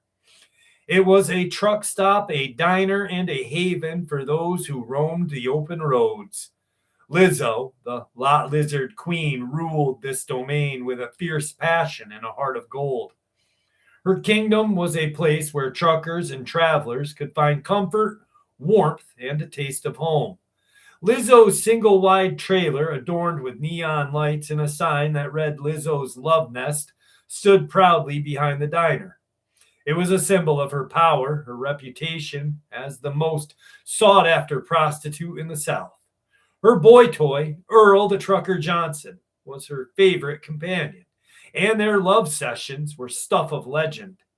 On this particular evening, Lizzo and Earl were in the midst of a passionate love session. The air was thick with tension, and the only sound was the creaking of the trailer's old wooden frame. Suddenly, the earth began to shake, and the trailer rocked back and forth. Lizzo and Earl looked at each other, startled, as the earthquake intensified. But instead of fear, they felt a strange sense of excitement. The tremors seemed to amplify their passion, and they surrendered to the moment, their bodies entwined in a frenzied pleasure. As the earthquake subsided, Lizzo and Earl gazed out the trailer's window, their chests heaving from exhaustion. What they saw made their blood run cold. A massive female giant, easily 3 stories tall, was walking through the truck stop's parking lot. Her name was Butch, and she was a force to be reckoned with. Butch's eyes scanned the area, her gaze fixed on the diner and the people scurrying about. Lizzo's kingdom erupted into chaos as the news of the giant spread like wildfire. The kitchen help, the prostitutes, the truckers, and a few folks just sitting around sprang into action. They grabbed whatever they could, pots, pans, brooms, even a few guns, and charged towards Butch. The giant, however, seemed unfazed by the commotion. She was on a mission, and nothing was going to stop her.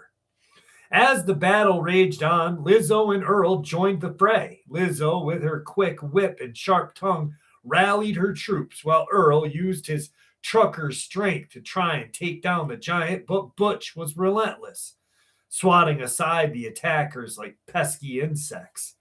Just when it seemed like all was lost, a group managed to tie Butch up using a combination of ropes, chains, and trucker ingenuity. As the dust settled, Lizzo approached Butch, her eyes blazing with a mixture of curiosity and anger. "What's your story, giant?" she demanded. Butch looked down at Lizzo, her eyes filled with a deep sadness. "I'm looking for a trucker," Butch said, her voice like thunder. "A trucker who broke my heart. His name is Earl Johnson. He's been avoiding me for years." Lizzo's eyes narrowed, and she turned to Earl, who was standing behind her, his face pale. "You knew her, don't you?" Lizzo accused, her voice dripping with venom. Earl nodded, his eyes downcast. "It was a one-night stand, Lizzo. I didn't mean to hurt her. I just didn't know how to deal with someone like her." Butch's face contorted in rage, and she struggled against her restraints.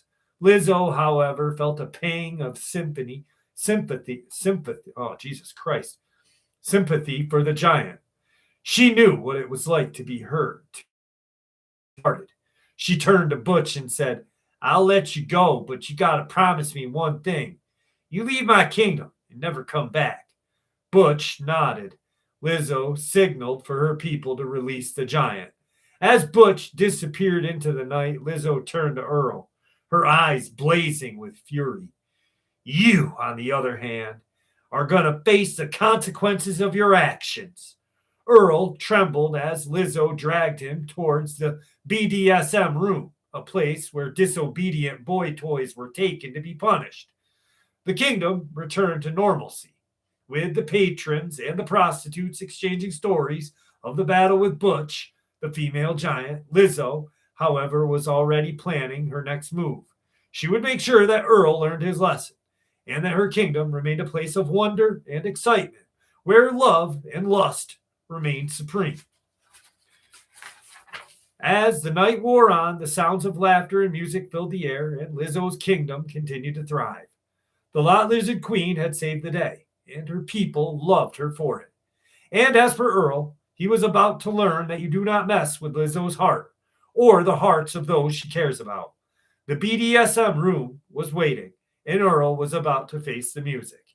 In the end, Lizzo's kingdom was a place of magic, where the lines between reality and fantasy blurred. And it was a place where love and horror coexisted, where the strange and the bizarre were part of everyday's life. And Lizzo, the Lot Lizard Queen, queen of the prostitutes of the truck stop, was the master of it all, ruling with an iron fist and a heart of gold.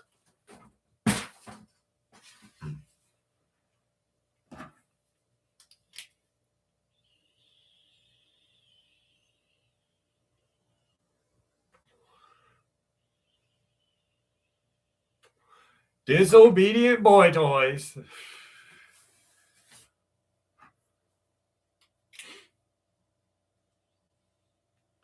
Nikola Tesla, what's up, buddy? How are you? Glad to see you here. Lake Superior, how are you?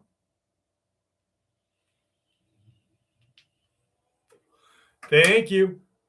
I'm glad you liked it, Kathy.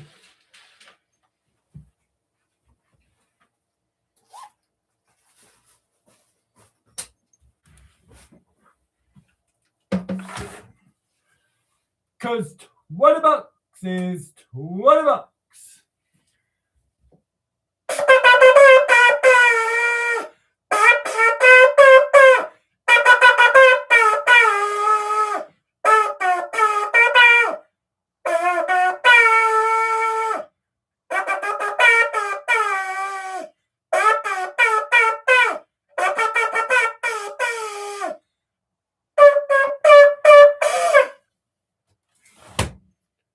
for that was for you, DB Mac.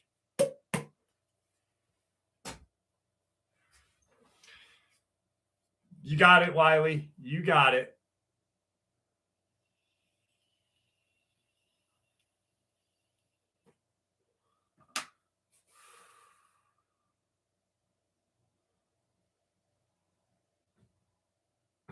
Such beautiful tones.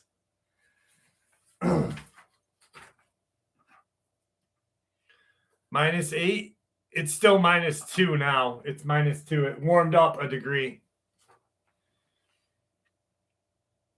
Hey, everyone. I was on a walk around midnight, so about an hour ago from writing this, on a bike trail by a highway in Kansas, and I saw a funky-ass creature. It was on the side of the, I'm going to start all over.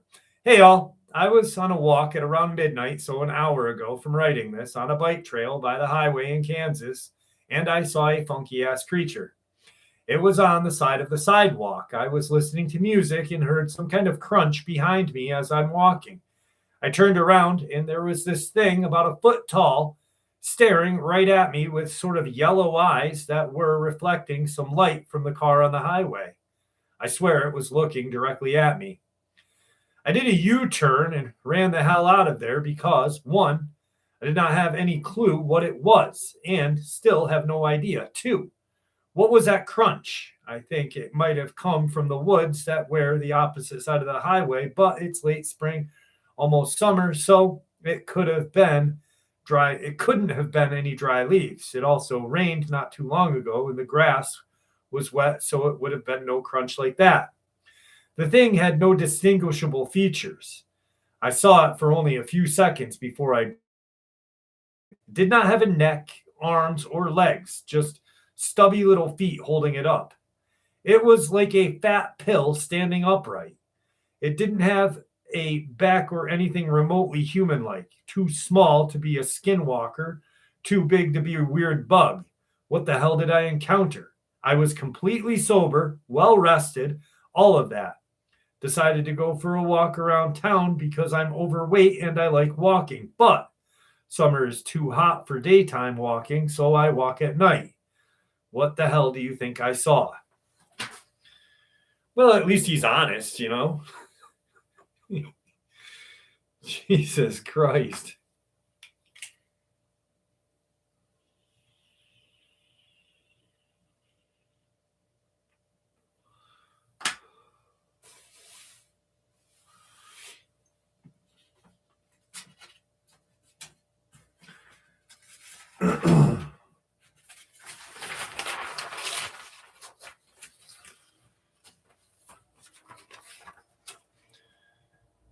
I live in the woods. It was a cold night, 2011. Everything was normal. It was about 8:30 when my dog had to go and use the bathroom. I took him outside. He was 11, so he would take longer. He would take a little trail I had made, and I was 7. It was 1 acre long. I live in the woods. It was a cold night, 2011. Everything was normal. It was about 8:30 when my dog had to use the bathroom. I let him outside. He was 11, so it would take a little longer. He would take a little trail I made when I was 7. It was an acre long. All I saw was him walking down the path. Then I felt like something was watching me. I thought it was nothing, so I walked down to my dog, and he was not there. I started to panic. Then I heard him howl. I thought he just barked at a chipmunk, so I look over, and I see a long man-looking thing standing there. It was tall, but it looked like it hadn't eaten in years. It didn't see me, but it took my dog. I thought if it moved, it would get my dad. He said it had to be a coyote because we had a lot in the past and that we would put up missing posters tomorrow. I couldn't sleep at all. It was 4:38. I heard scratching on my window. I was too scared to move. In my mind, all I could think of was if I was going to live, it felt like days when it was only seconds. That's all that happened till 2014. I was 15 at the time. I woke up, I looked outside, and I saw my dog, and it looked like he didn't age at all. I was so happy. I opened the door and opened my arms. He wasn't happy at all. He walked right past me and sat on the floor next to the stairs. My dad was upstairs cleaning his room, so he didn't know. So I said, Jimmy's back. And he ran so fast he didn't stop halfway and took his bat. Always had, and threw him out, locked the doors. What he said, I'll never forget. He's not your dog. Go hide upstairs now. All I wanted to is what do you mean? He has to be him. But I didn't. And I hid for 20 minutes alone. That's when I heard my dad scream like something was tearing him and scratching him. I was so scared to cry or move. Then I heard footsteps. I heard my dad say, James, come out. It's all right. But it wasn't my dad. It sounded like it was trying to act like something. It wasn't. Then I heard my door open. I saw two furry legs. It was my dog. He stood there for a couple minutes, then looked somewhere else. I ran out so fast and went to my grandmother's, who was next door. She called the cops. In a couple minutes, they were there and said it looked like something smashed the window and ripped my dad's skin and caused him a lot of pain. My dad survived. I'm glad. 2019, my grandma was taking me to move to a new house. It was old, but it was near the river. I wanted to get away from the people for some time. It was nice there. 1 week, I heard my dad. I knew better. My dad was at home and could not really move about, couldn't drive anymore. I grabbed my gun. I shot outside before I ran back to my grandma. I can't read this. This guy fucking sucks at writing. Sorry about that. The fuck? It was like my daughter's fucking writing fucking at a 5-year-old level. So this experience is from my brother. As such, I have no way of validating that this happened at all, except one part that I'll get into later. 2015, my brother worked for a security guard hiring place, not exactly sure what to call it. Basically, he'd call and they would station him someplace or another that needed him. So this particular time, my brother got hired by a local cemetery. They had issues with kids sneaking in at night and messing things up. And at one point, they even broke a couple gravestones. Anyway, his job was just to drive around the cemetery and make sure no one was messing around. This area was pretty rural at the time, had a pretty bad stray dog problem. Dogs would get lost or people would just drop them off, and they would form packs and roam the countryside. On this particular night, my brother was at a cemetery and noticed a pretty big pack of dogs, about 8 or so, just wandering around and playing. There was a large Rottweiler, important later, a couple of mixed breeds, and even a little Bichon. That was clearly someone's pet at some point because it still had a harness on, also important later. So my brother's doing his rounds, which, like I said, was basically to drive from one end of the cemetery to the other with a spotlight and make sure no kids were breaking things or banging on any of the mausoleums or stuff. He's driving slow, window down. His arm is out the window with the spotlight, and it is pitch black at this point. Suddenly he hears the dogs going crazy. And then he hears what he best describes as sound that sounded like a screaming bird from the swamp episode of Avatar, the last Airbender cartoon, but deeper and more human-like, with a rattling sound mixed like a rattlesnake's rattle. The dogs go silent before starting back up, barking and snarling again. Then something fast and pale runs in front of the headlights, with 8 dogs in pursuit, barking and snarling. He decides to follow the dogs in fear that they are getting ready to tear someone's pet to pieces. He parks the car, gets out with his spotlight, follows the sound of barking before he hears that scream again, and swears he heard a faint help mixed with a weird screech rattling. He gets to where the dogs are going nuts and shines his light at the spot. Damn it. And is surprised to see that the dogs have some sort of human-like thing backed up against the wall of the mausoleum. But it was not a human-like thing. It was not a human. It was pale gray in color, skinny, emaciated.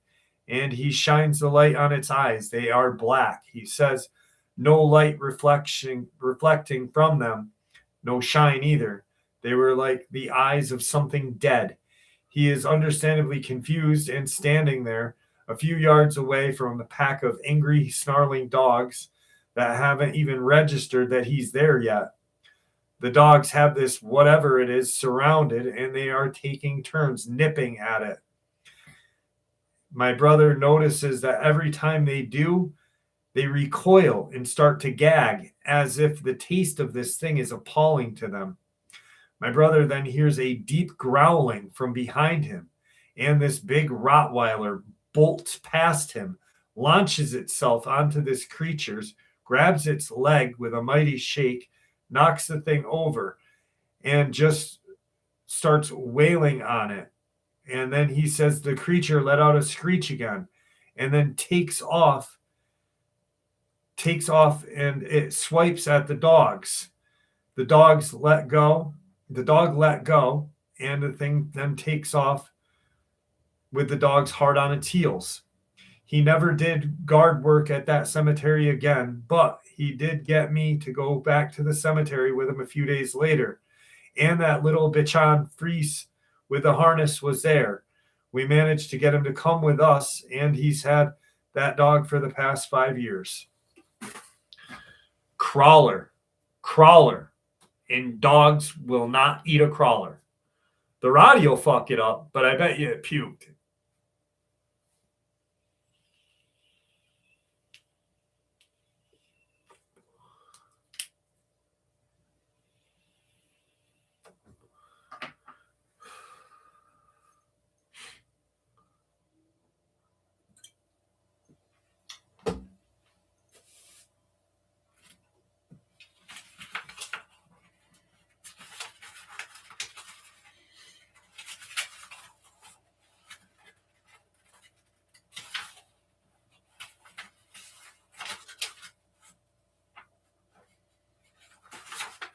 Here's another cemetery experience.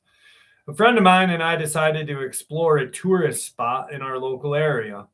While we are there, I thought of visiting my mom's grave, which is located in a Catholic cemetery. I visited her grave many times, often alone, and I've never felt afraid or uncomfortable during those visits. However, on this particular day, I felt that something was not right. I had a strange feeling that day itself was not good. Even though I had this feeling, I still decided to go to the cemetery. I prayed at my mom's grave and did not face any problems there. While returning, my friend and I decided to visit another graveyard located at the top of the hill nearby.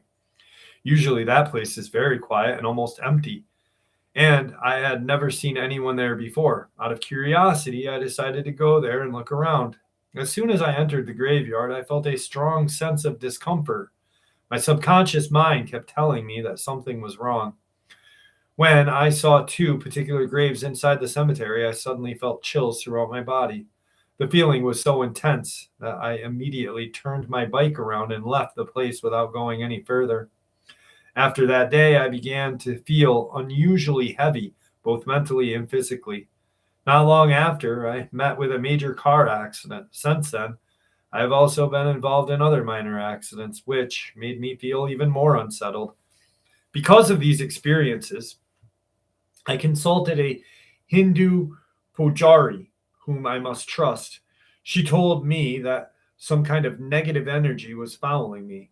I did not fully believe her, so I later went to a Muslim imam to seek his opinion. He also told me something similar, which increased my fear and confusion. Since then, I have been having continuous bad dreams. In many of these dreams, I see myself dying. Recently, I had a dream in which something entered my house and my cats became possessed. In that same dream, my family members were praying, but they also became possessed, and eventually all of us died. On that night, I had another dream in which my late mother took me to a Buddhist monk. In that dream, I also saw someone being killed in a road accident. After experiencing these dreams, my fear and anxiety increased further, and I have been struggling to understand what is happening to me. Also, I had visited my mom's cemetery last year. Since then, I am facing this situation. I think they shouldn't have gone to that other cemetery.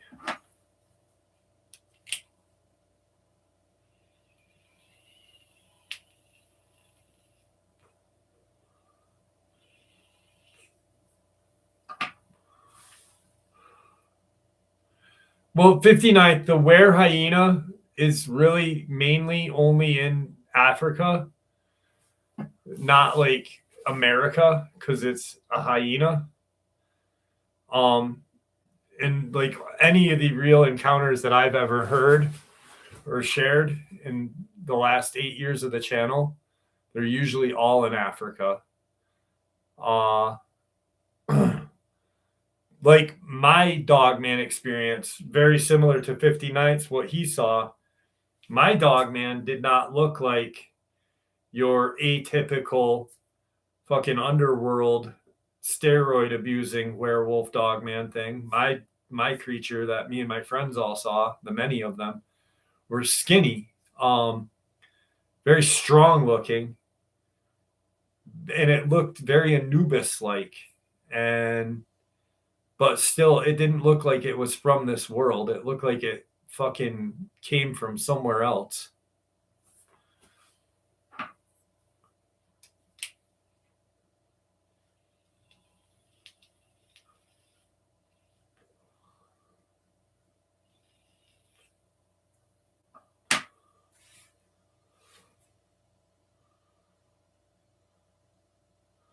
Swamp Thing?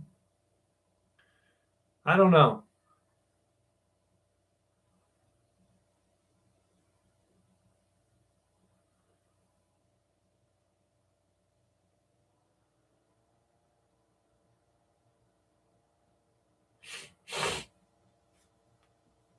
What I saw wasn't patchy looking.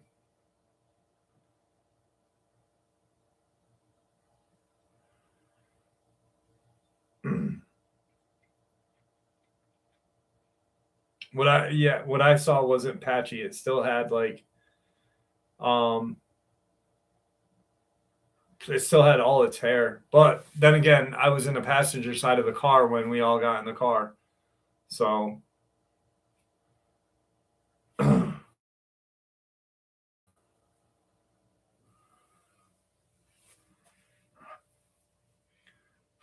short. Oh my. Night, Bill. Have a good night, buddy.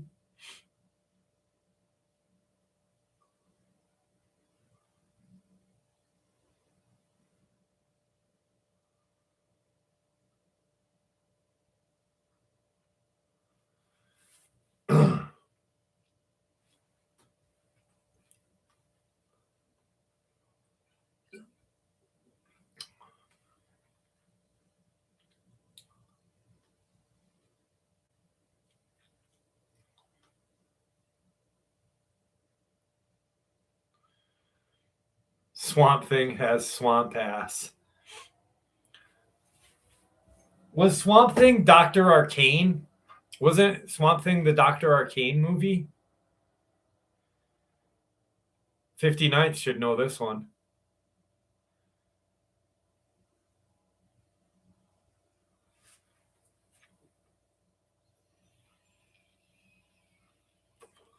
Edith, how are you?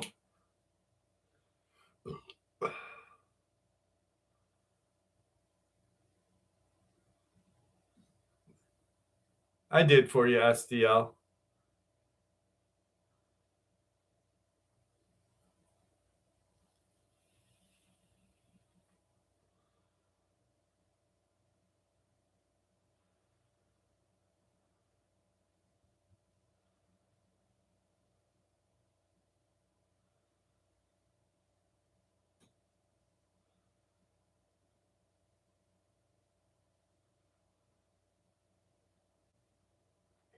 Night, Tina Marie. I will remember that. I've got it marked in my head.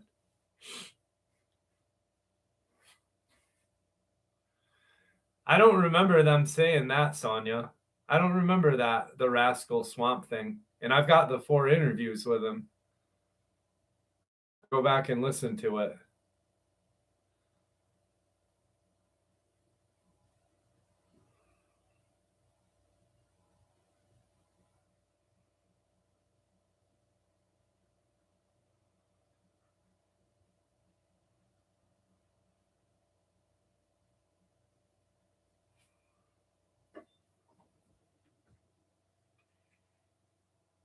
The man that started it all, the man from Kentucky. Who started it all from Kentucky? Because Tim Coonbo Baker's been researching for like 60 years, so I'd say he's the one that started most of everything. And he's from Alabama.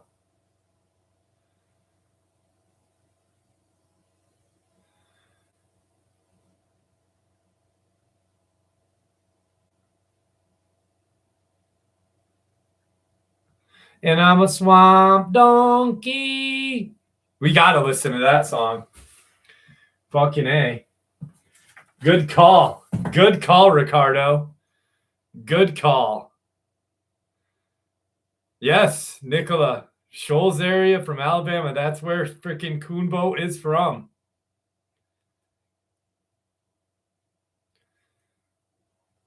-3 now. -3 and feels like -18. Fuck that. It is cold.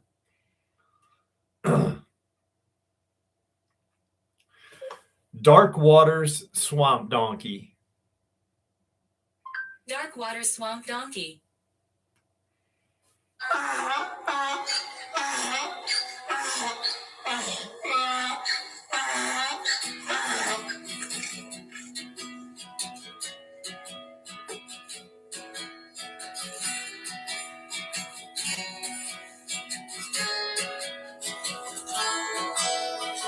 The swamp donkey. I'm a big girl with a big old bill, yeah. I'm a swamp donkey. Come on, baby, don't you? In our last story, we touched on the horrible upbringing of Swamp Donkey. How his parents abandoned him at the steps of a fire station. And how, when he was a young man, he won first place in the dog show. Now, I'm not the one to gossip, but there were these other stories I heard about Swamp Donkey. And the things that would happen to him when he entered the woods. You see, everywhere he went, he was roasted. He went to the convenience store, and the clerk said, "Swamp Donkey, your mama's so fat, she put chocolate milk in her first aid kit. Swamp Donkey, you one ugly motherfucker. Your face looked like you'd been looking through the peephole of a beehive." Everywhere he went, he was talked about and taken advantage of. And this forced Swamp Donkey to resort to a life in the wild. There, in the wilderness, Swamp Donkey finally found peace. Peace with himself and his looks. And a place where he was left alone with his thoughts. That was until one day, Swamp Donkey was scavenging for food. When out of the bushes popped the male Bigfoot. His blood ran cold and he trembled with fear. Was this monster going to eat him alive? As the fear subsided, Swamp Donkey figured the only thing he could do was run. So he turned to flee, and before he could get 8 steps away, Bigfoot pounced on him, biting him on the nape of his neck, pinning him down on his stomach, ripped his clothes off, and laid in the Swamp Donkey's eggs.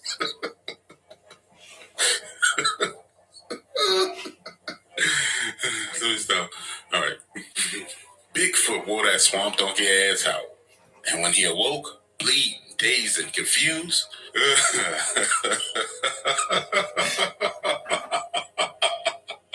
Swamp Donkey crawled to the nearest water he could find. Staring at his reflection in the water, he realized that Bigfoot had bit him so hard that the only thing left of his hair was his ponytails. Now, not only was he ugly, but hairless and couldn't feel his legs. Too ashamed to go to the hospital, Swamp Donkey crawled to the fire station, to the only people that were kind to him.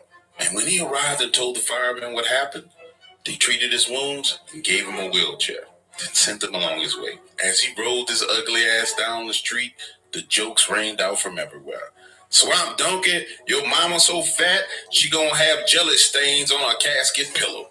Guys, this incident changed Swamp Donkey in profound ways, confusing his sexuality and causing him to have a mental break. Swamp Donkey then decided the only way he could make a living was telling creepypasta stories on YouTube. And although he tells stories, he still struggles with his sexuality every day. Swamp Donkey, I speak for the entire Dark Waters family when I say someday your ugly ass will find peace and happiness. But until then, stay your ass out of them woods, because it's a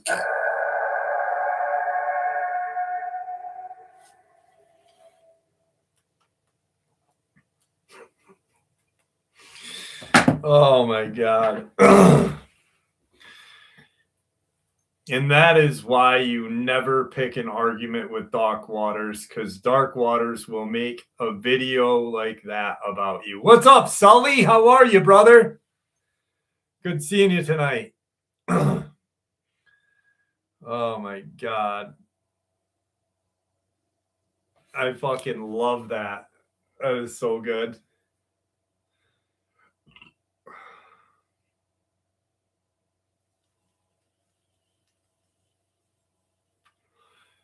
Do you know who he wrote that about, don't you guys?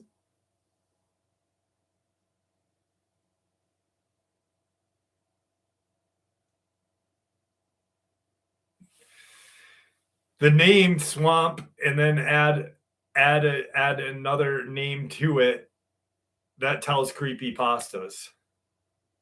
Yes, Mr. Poor.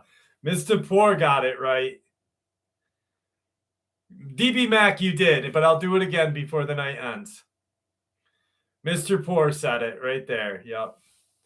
Fucking, he started it. He started with Dark Waters, and Dark Waters had to put him in his place. He says, like that.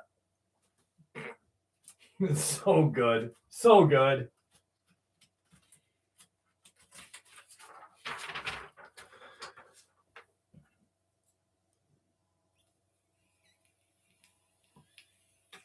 I wouldn't SDL because it's just creepy pasta. Oh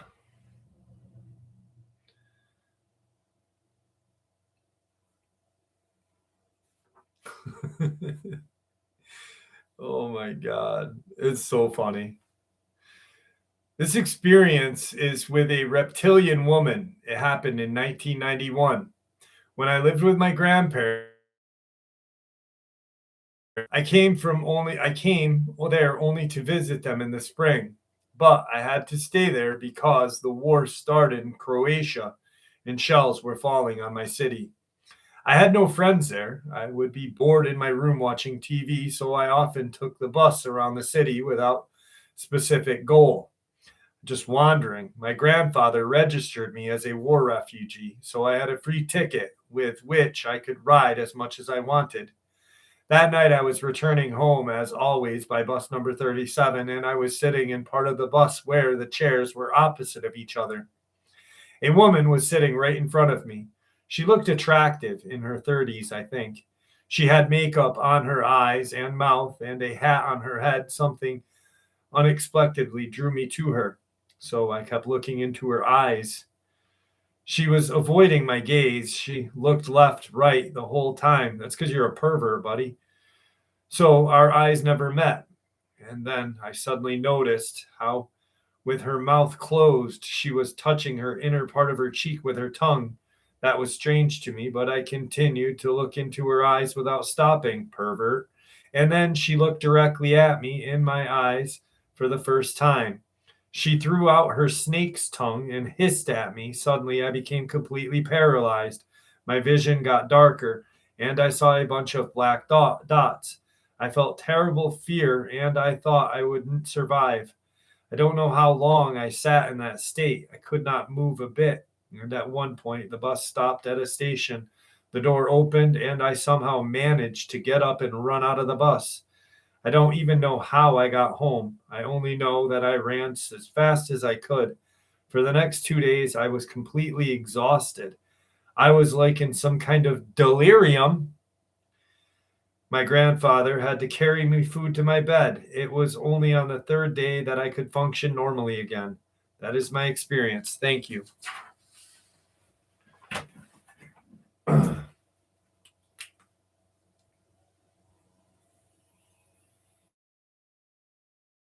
You can apply that statement to everyday life, Nicola. You're absolutely right. Why? Because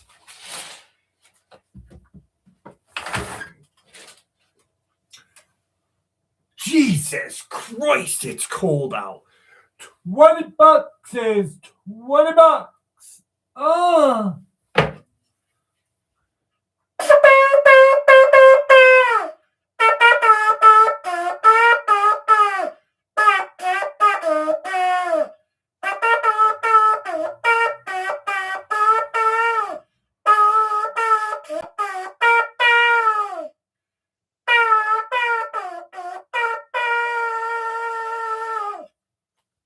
There you go, DB Mac.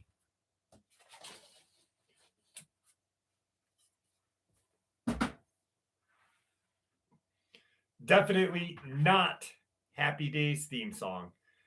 Definitely not.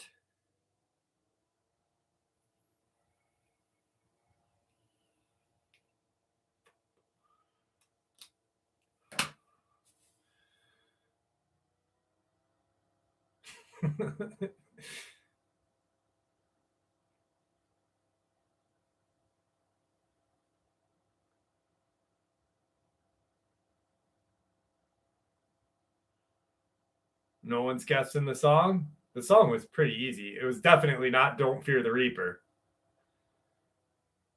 I'll play a couple.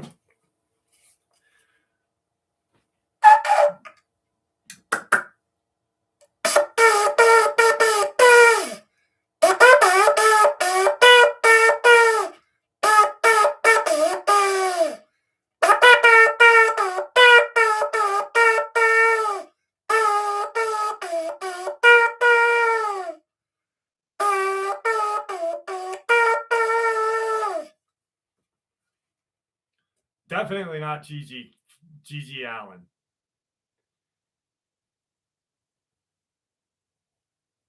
No, Eye of the Tiger. Come on, Sully.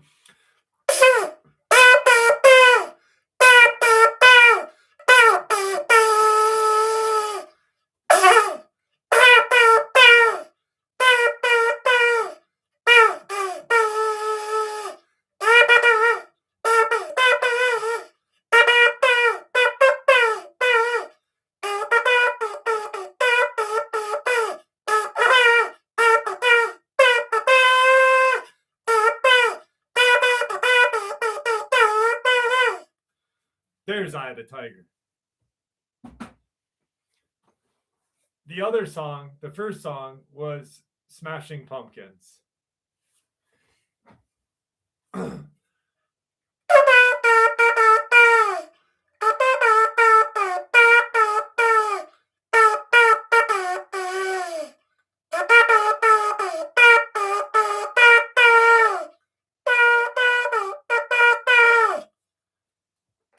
Now my mouth tastes like a fucking asshole. Ugh.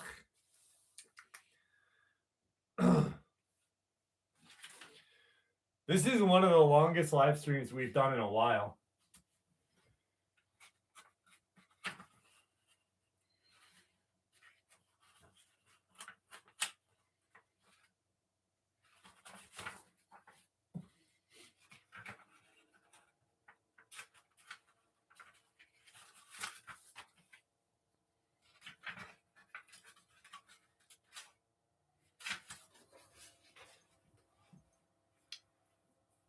It's not a horn. It is a horn, but it's not. It's made of like real goat horn essentially.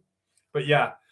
And because it's made out of like a natural whatever, after blowing into it and my spittle going into it, it's got a really funky funk to it. I have a cleaner downstairs that Mr. Shackleneck gave me. that I've got to fucking douche it out.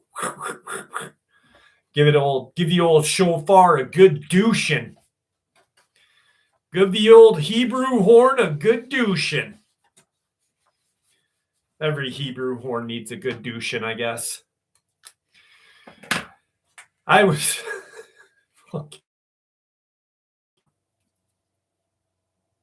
put some resin or resin on it like my saxophone reed.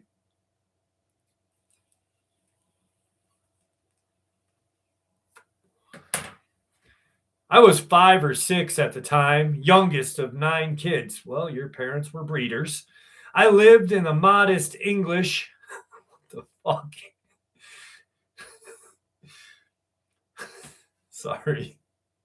Sorry, every once in a while I get that. I was 5 or 6 years old. My parents were breeders.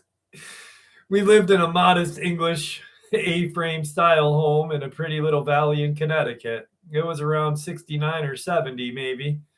My sister and I were sleeping in the first bedroom on the second floor.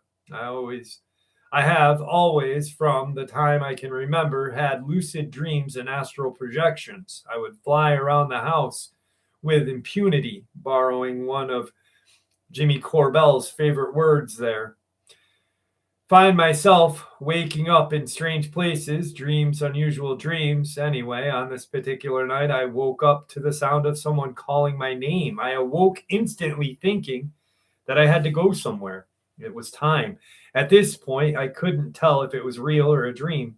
In fact, at this point in my life, these things were 100% real. I did not have any info to tell me it wasn't. The terms lucid dreaming and astral projection were unknown to me still. I got out of bed, reached under my bed to grab my small lunchbox type box that I had a latch on it, like those old lunch boxes did. This box, however, was bigger, covered in fabric, and usually held a game inside that resembled a precursor to Jenga, only a lot noisier and taller. I pulled out the box and looked dark blue into the darkness. Not until later would I realize this was not a true color. In reality, it was red with a chicken painted on it. Pulled out the box and put a pair of socks and underwear in it for my dresser. Didn't know where I was going, but that's what I grabbed. Went downstairs, turned right into the hallway, vestibule entryway, through the solid wooden front door. Didn't think that was unusual. Off the porch, down the driveway. We had a fairly large covered driveway, curved driveway with 2 entrances. I could feel the warm pavement and the sandy little rocks under my feet. I took a right and started walking up the street, heading down with purpose. I walked maybe 20 yards, head down, mind you, when suddenly a pair of feet appeared in front of me on the road. I slowly started to look up, feet, legs, torso, then head. It was a very tall man. Inside my head, I distinctly heard, "I will not hurt you." And I was not afraid. He was made out of light. I couldn't see any features. Bluish, glimmery silver. I asked, "Are you God?" I did not hear a chuckle, but I felt a warm kind of chuckle, an amusement from this man. He said, or I guess I heard in my head, "No, child, I am not God, and it is not time yet." And with that, I was turned around and kind of felt a nudge to go back, like a friendly, loving father or mother would turn a child around and pat them to move along in the right direction. Without hesitation, I went back up into the driveway, through the door, upstairs, put the little box back under the bed, climbed into bed, and went back to sleep. The next morning, when I awoke, so excited to tell my mom, I ran downstairs. My mom was cooking breakfast, and I blurted out that I had met God on the road last night. My mother, always the realist, informed me in no uncertain terms that no, I did not. I was in my bed all night. There was no such thing. I insisted. She did not want to hear. I was devastated. I knew what I saw, and I knew what happened. I went back upstairs to my bedroom. Now, the staircase up to the bedrooms went right into the first bedroom. As you climb up the stairs, you could see the floor of the bedroom. Then under the beds as well, I saw my little box under the bed. It was red in the daylight, not blue. And that was the first time I was jolted with the possibility that not only did last night not happen and that it was a dream, but maybe all the stuff wasn't real. And when I got back into bed, pulled out the little box tucked neatly inside were socks and underwear I had placed in there for my little journey the night before. I did not tell my mom, didn't tell her for years. This memory has stuck with me so profoundly. I cannot tell you interesting. I can't not tell you interesting. No, I was in the first gifted program in Connecticut, the only girl in class of my school. They took me out of the class all the time to test me. That's another rabbit hole. Oh, she was in the GATE program. That's another rabbit hole, but I've always been marked, have always been a nobody, have always felt like I had to watch. Can't explain that, but that's my story. Every word I swear by. The GATE program, my friends. Actually, I have an experience downstairs right now from a guy that was in the GATE program who now works for higher education in the state of New Mexico. And I did a background search on him, blown away. I was like, holy shit, this guy is who he says he is, but shares the whole GATE program stuff. I'll share that this week with you guys, but very interesting.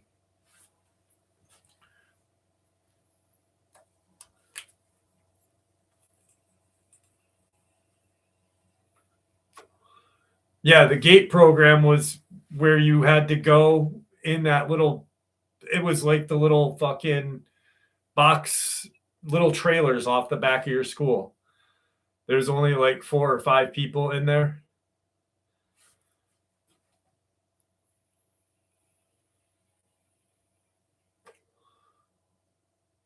I don't know. See, Cynthia, I've thought about that, the whole Charlie Kirk, Candace Owens thing. And you know what's weird is I don't buy into that whole thing with Charlie Kirk and Candace Owens being into it. Like, I don't think he was. I think he was just a regular dude who spoke what he wanted to speak. What I will say, though, is his wife is rather peculiar. If you want to really think about this, his wife kind of preaches this like moral compass, God, this and that, right? Which is awesome. It is awesome if you live by it.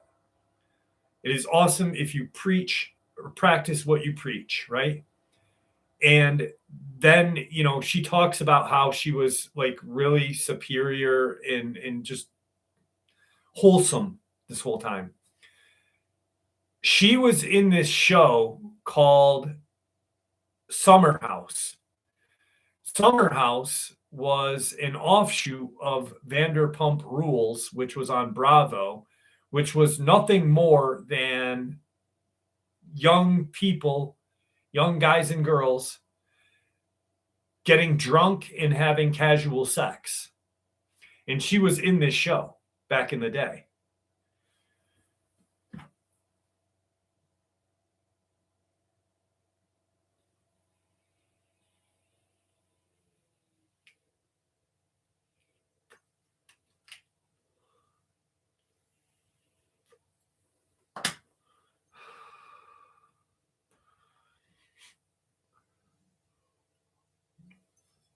I used to like Candace too, but I'm not I don't know. These people that are on like, I think they're all fucking plants, okay? Like, I really do. I've been really thinking about this. Like, Tucker Carlson, I think, is a plant. His dad was in the CIA. He's probably in the CIA. I think Candace Owens was in the CIA. I think Charlie Kirk was going to, oh God, I shouldn't say this. I think Charlie Kirk was going to expose that Mossad was highly involved in the U.S. government, and that's why they silenced him. I think that there's a lot of shit that the secret intelligence organizations don't want us to know that we are all starting to find out right now because we live in an information age. Like, there really is an umbrella, and the Luciferian agenda is real, and it controls everything.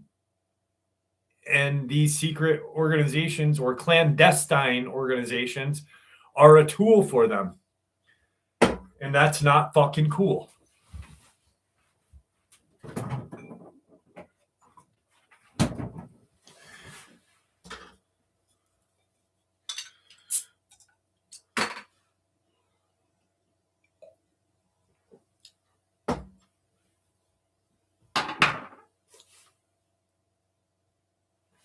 I think Sean Ryan's a plant. 100%. I think I think there is a YouTube channel that talks about cryptids in the paranormal that is a plant as well.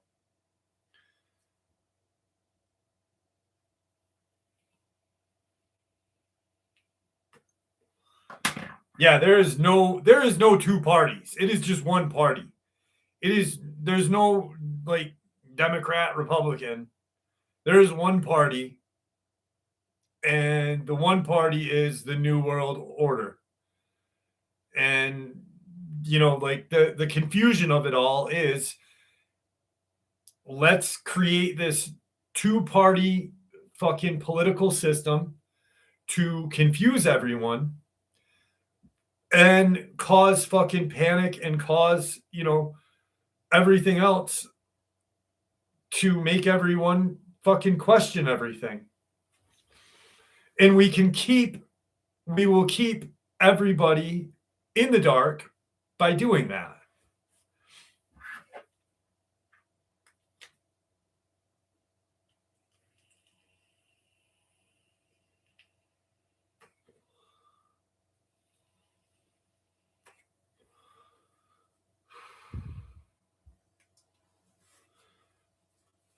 Yeah, but that's not who I was talking about, Cynthia. There's another one there, but he's not really cryptid, but you're right.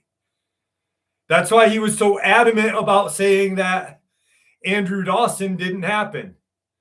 When I dug deep and found his real obituary, found his memorial service was held at a funeral home in Canada.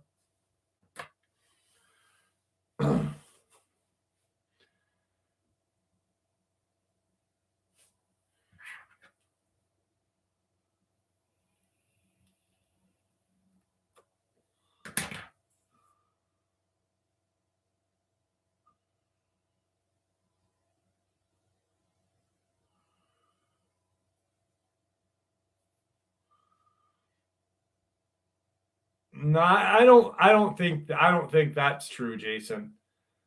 I don't think that's true.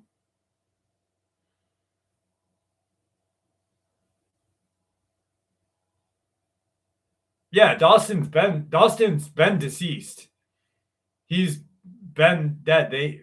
He's been dead. His wife still makes TikToks about her losing him.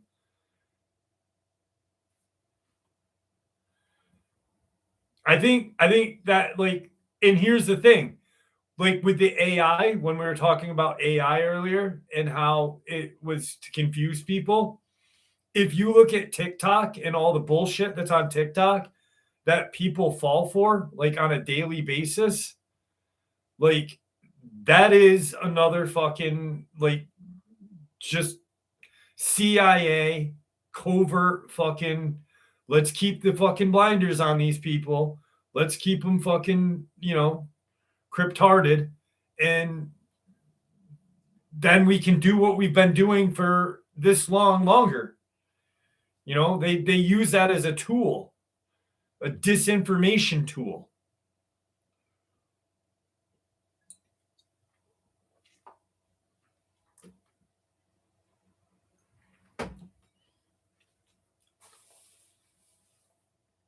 No, he was legitly scared, Alfie. Legitly scared.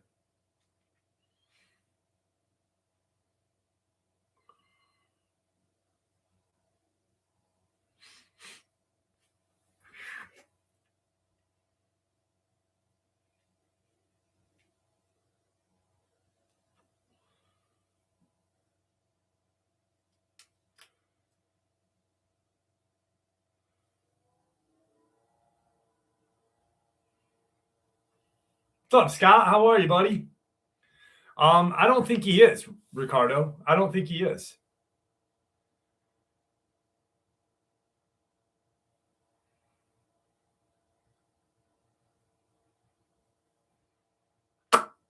But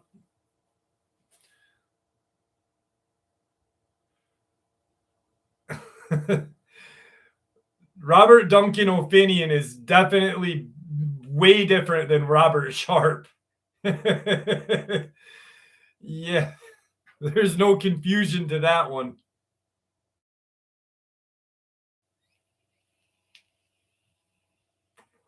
DB Mac, were you here when I showed you the book? The new fucking James Casbolt book?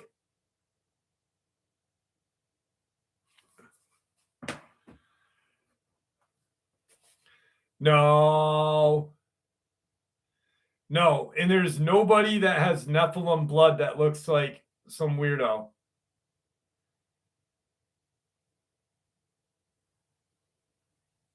But dude, James Casbolt, I'll just repeat it. So I got in touch with James Casbolt, DB Mac, and he recorded his Dogman encounter for me. I'm gonna have him on my show. And just out of like talking, like texting back and forth, he and I kind of became friends. And like super, super fucking excited.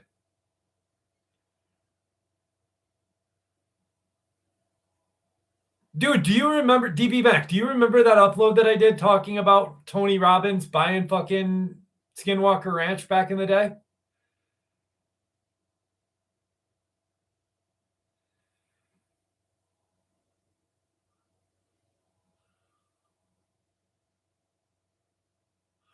Dude, it was. Tony Robbins fucking genuinely bought Skinwalker Ranch.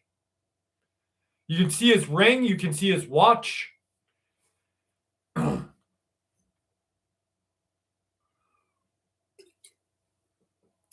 Those fingers are only fingers that a wife would love. He is fucking a monster of a man.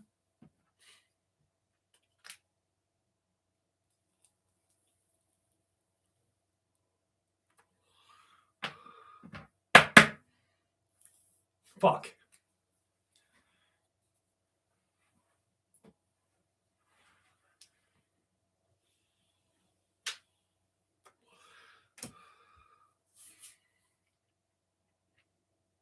Gross. I was wondering if anyone got that.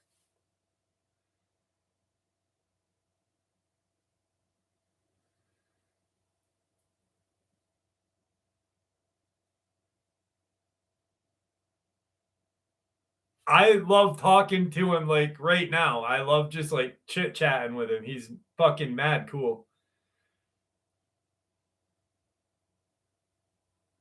Yeah, I don't know about that ranch that you're talking about. No Bunny. Is that the dude that's got the TV show? Anybody who's got a TV show that talks about cryptids is just kind of like bullshit. I don't think there's much truth to any of it. Like it's like when Scott, DB Mac. It's like when Scott fucking Rosendale, the guy who Jungle Keepers guy, he literally says it correctly when he's trying to save the Amazon. Really fucking amazing guy. And he did a TV show back in 2015. Now, in his thinking, mind you, this guy is like, he's not like Americans. He is an American, but he lives in the jungle. So he's just trying to save the Amazon. He's like thinking, oh, I'll do this TV show and bring awareness to what I'm trying to do innocently, right? He does a Discovery Channel show, which Discovery, like you'd think it'd be legit, but nothing on Discovery is legit. He's like, I'll do this Discovery Channel show. And they have him being eaten by an anaconda, trying to be eaten by an anaconda, which he's like, this won't happen. An anaconda won't eat me. They do, and it ruins his credibility for years. So for 10 years, he had to build up his credibility again. And he has, and he's just like, I will never, ever sell my soul to like Discovery Channel, the History Channel, or any of those idiotic fucking channels to do a TV show, because how can you take me seriously on any of my endeavors when essentially the people who run the media are the bad people in general?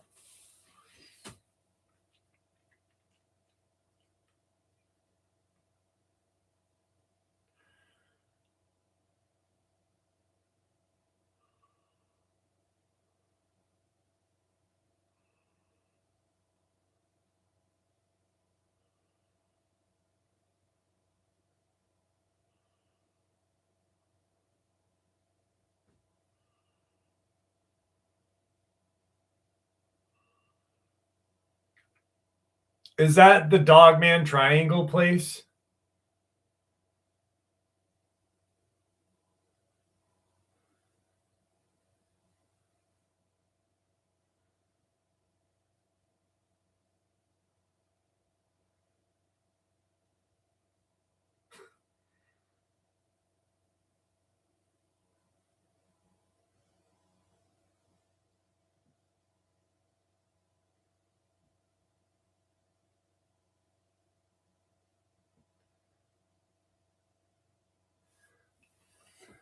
Yeah, no comment.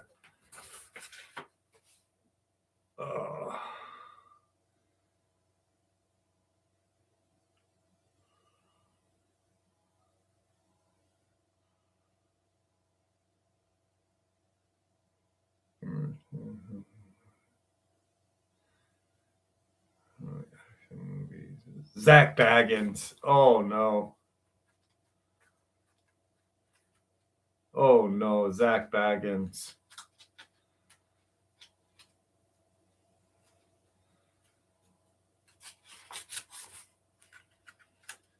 All right. How about the last Lizzo story of the night? Zach definitely fake stuff. The best is when he bought the house. When he bought the house and he's like, oh yeah, moneymaker. Moneymaker is not allowed in upstate New York again. They will not allow him to do the Bigfoot show in Whitehall ever again. He's such a toolbox. All right. This is the best of the night. This one is the best of them. The neon sign over the roadside refuge flickered, humming like a tired lullaby of cheap beer and diesel. The little town diner that clung to the edge of Interstate 85 was more than a place to refuel. It was a kingdom of its own, an empire ruled not by a mayor, by Lizzo, the lot lizard queen. She wore a crown of dented hubcaps, a leather jacket patched with broken license plates, and a smile that could coax a 20-ton rig into a 10-minute truck stop. Her subjects were a motley crew, the truckers who rolled in, tires screeching on the cracked pavement, the diner's staff, Marge, a fry cook who could flip a burger faster than a driver could change a tire, and the girls, a league of women who called themselves the ladies of the lane. They knew the art of keeping a cold coffee hot and a tired driver satisfied. At Lizzo's right hand was Big Earl Johnson, a hulking ex-construction worker who once lifted a 5-ton crane single-handedly and now served as Lizzo's personal boy toy, a title that meant he was both her bodyguard and her favorite plaything. Earl's laugh was deep and his loyalty deeper. It was a quiet night. The only sounds were the low hum of diesel engine idling outside and the occasional chatter of plates in the kitchen. Lizzo lounged behind the counter, polishing the chrome of an old 74 Chevrolet that sat like a throne.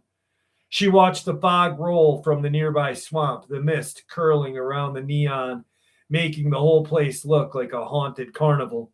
Earl, you see anything interesting on the road? Lizzo asked, her voice a blend of honey and steel. Earl leaned against the counter, his massive forearm resting on a stack of napkins. Just usual deadbeat truckers and a stray raccoon trying to catch a ride, Queen, he grunted, a smile tugging at his beard. Marge called out from the kitchen, Free coffee for the next guy who tells a joke that's actually funny. Lizzo chuckled. Give it to the guy who doesn't bring a case of bootleg moonshine, then. And then the door burst open. The night's quiet shattered like a cheap vinyl record. In swaggered a figure that seemed to have walked straight out of a tabloid. It was the infamous Florida Man. He wore a Hawaiian shirt that had seen better summers, flip-flops that slapped against the linoleum, and a grin that said, I've been in every news story you can think of. A battered duffel bag slung over his shoulder was stuffed with what looked like a menagerie of strange trinkets, a cursed amulet, a bottle of ghost oil, and a crumpled map of ley lines drawn in permanent marker. Lizzo's eyes narrowed. Well, well, if it isn't the human headline. The Florida Man's voice boomed. I'm here to cause a little mayhem, my queen, and maybe grab a bite. I heard y'all got the best greasy spoon around this side of the state line. He tossed a handful of glittering dust onto the floor, and the air grew thick with foul electric scent. The lights flickered, then went dark for a split second, just long enough for a cold draft to whisper through the diner. The diner's old jukebox, a relic from the 70s, crackled to life on its own, playing a warped version of Don't Fear the Reaper. Earl stepped forward, fists clenched. You think you could just waltz in here and start a hellfire parade? Not on my watch, sunshine. Florida Man laughed, a sound like a broken siren. You're all just pretty looking toys. I've got magic, honey. Real old world magic. The kind that can turn a truck stop into a tomb or a haunted house that serves only cursed chicken nuggets. A low growl rose from the back of the diner where the ladies of the lanes gathered, clutching hairpins that doubled as daggers. The women's eyes glowed faintly. This was no ordinary night. Lizzo had taught them the old road witch ritual that blend moonlight incantations with greasy oil alchemy. They whispered a chant, and the floor beneath Florida Man turned slick of unseen ectoplasm slime. The man slipped his flip-flop, setting a squeak that echoed off the chrome walls. He seemed to stretch a labyrinth of half-visible doors and flickering shadows. The diner's patrons, long-hauled truckers with eyes half closed, began to stir, their heads snapping up as supernatural tensions charged the air. Give me that amulet, Lizzo shouted, lunging for the cursed trinket. She snatched it from his bag. The moment her fingers brushed the cold metal, a jolt of power surged through her, lighting her eyes in an eerie violet. Florida Man snarled, a guttural sound that seemed to summon a swarm of unseen insects. He raised his hands, and the cursed amulet began to pulse, releasing a wake of dark energy that twisted the air like a cyclone. The lights went out entirely. The diner was swallowed in total darkness. When the emergency lights flickered back on, the scene was surreal. The walls of the roadside refuge became fleshy, pulsating with a sickly glow as if the building itself had taken on life, breathing a living lung. The floor was slick with a shimmering black oil that seemed to ooze from the cracks. The neon sign now read, Welcome to Hell's Rest Stop, in dripping crimson letters. Earl's massive frame seemed to shrink, his eyes wide with a mix of fear and fury. What the? He stammered. Florida Man stood in the center of the chaos, the aura of malevolent power crackling around him. He lifted the amulet, chanting in a language that rippled like a static on the radio. By the swamp's deepest secret, by the night's darkest hour, I bind this place to my will. The guttural roar erupted from the building itself. The booths shook, the countertops trembled, and the diner's old coffee pot began to bubble like a witch's cauldron. The ladies of the lane, their hairpins now glowing like torches, raced forward, forming a circle around Lizzo and the amulet. Lizzo, her crown of hubcaps now glowing with an inner fire, stared directly at Florida Man. You think you can commandeer our kingdom with a cheap trick? Not while I still have my thumb. She raised her left hand, a thumb that was enormous, girthed by magical tattoos that pulsed with a crimson light. In a swift, it seemed to blur, she thrust her thumb toward Florida Man's rear. The moment it made contact, an audible thunk echoed through the diner, reverberating off the walls like a slap from the devil himself. The impact sent a shockwave of pure, unadulterated pain through Florida Man. He let out a wail that sounded like a siren mixed with a scream. His eyes bulged as the magic in his amulet sputtered and fizzled out. The dark energy had collapsed around him, shattering like glass, scattering shards of cursed light that fell harmlessly to the floor. In a heartbeat, everything was still. Then a shudder. The building's fleshy-like walls receded, returning to their ordinary, grimy metal and brick form. The neon sign blinked back to the original green roadside refuge, 24/7 diner and truck stop. The air cleared, the eerie glow faded, the smell of fried onions and diesel reclaimed the space. Florida Man, clutching his rear end, winced, his flip-flops now squeaking in a comical rhythm. He staggered toward the exit, his face a mask of humiliation and disbelief. I thought I was unstoppable, he muttered, his voice crackling like a busted radio. Lizzo, still holding the amulet, stepped forth. You're not unstoppable, honey. Not when you underestimate the queen who knows how to keep her kingdom tight. She winked at Earl, who let out a deep, rumbled laugh that shook the ketchup bottles on the counter. Earl clapped his massive hand on Florida Man's shoulder, shaking him as if trying to knock the sense back into him. Buddy, you might have a lot of news stories on your resume, but this one ends with you walking out that door with a nice bruise on your behind.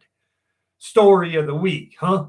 Florida Man's cheeks flamed red, trying to keep his dignity. I'll be back someday. He turned, the fluorescent lights casting a long, ridiculous shadow as he shuffled out, his flip-flops slapping in a rhythm that sounded like a Death March parody.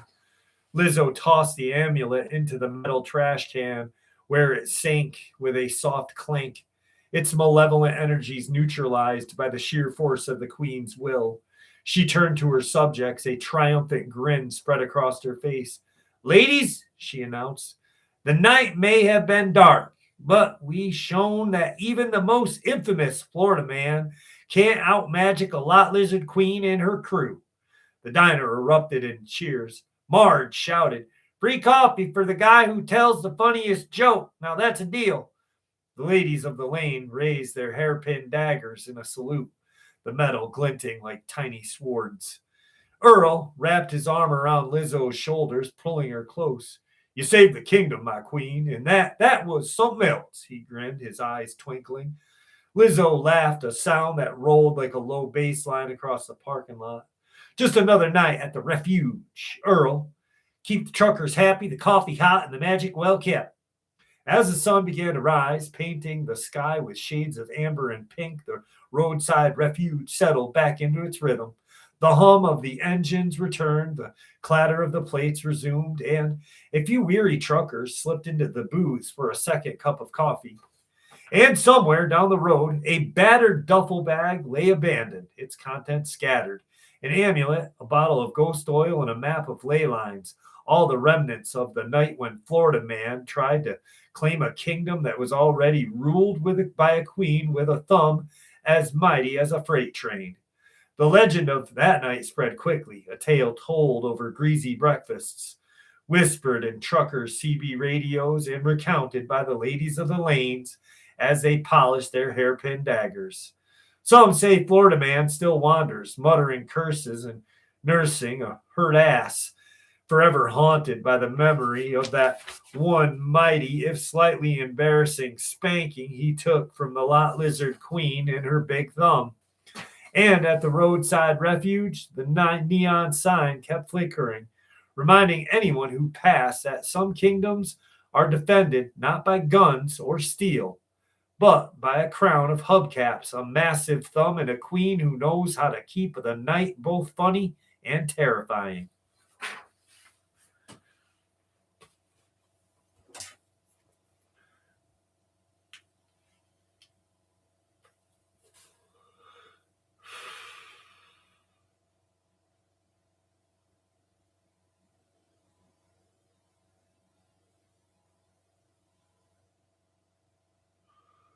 Ugh.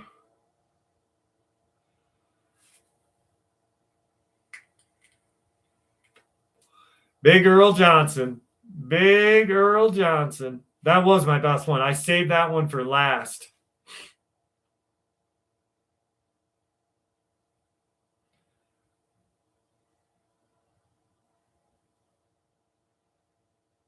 Thank you, guys. I'm glad you liked it. Oh, I got to do the upstate shuffle. There we go. Wait. All right, now they're unstuck. Phew.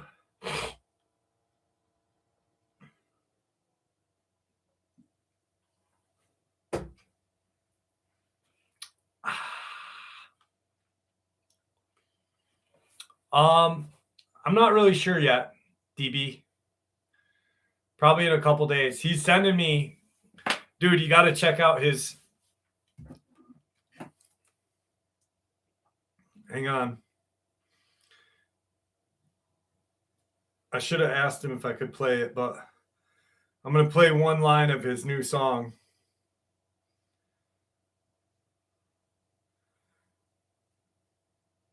Commander. So James Caspel has a rap career, and he does this one song. Hang on. I gotta find the one verse. From depths of hell, your people rejoice. From the depths. Here we go. See my hand, you shall climb to the all is from the depths, arise from the sea. Mama, that my rhyme, mirror back and to the Acadian, buried in the well. Oppression is the punishment from hell. Till I can. Now my deck is a man. Very fact walk the land. The forest and the sea. See terrors flare asunder. The Father, while you dance with me. Call it say Right here. Anunnaki, but I say Anunnaki. Sandstorm bring the sea. Sandstorm bring the sea. And I knew what we meet. Dude, I love that one line. Some say Anunnaki, I say Anunnaki. Oh, man. Yeah, there's a picture of him and Max Spears together. Actually, when he had his Dogman experience. Okay, this is James Caspol's Dogman experience. I'll play it for you guys.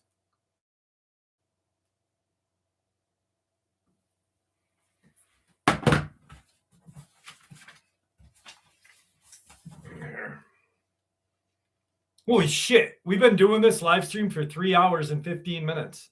This is the longest one yet, I think. All right, this is. Shout out to Jeff for Dogman Paranormal. Hang on one second. Okay. I want to give a shout out to Jeff for Dogman Paranormal.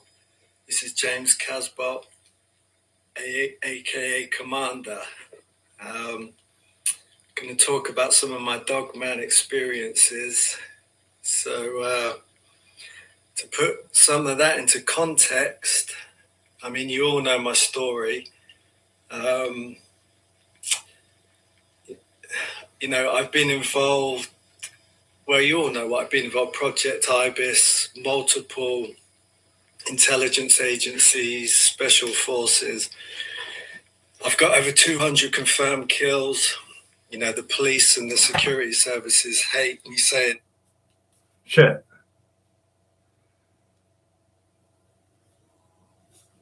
For Jeff, for Dogman, Paranormal, this is James Casbolt, aka Commander. You know what I've been involved, Project Ibis, multiple intelligence agencies. It's only a couple special minutes long. forces. I've got over 200 confirmed kills. You know, the police and the security services hate me saying that, so I'm going to say it. And to connect that to my Dogman experiences, I put it out there that, you know, I'm not religious.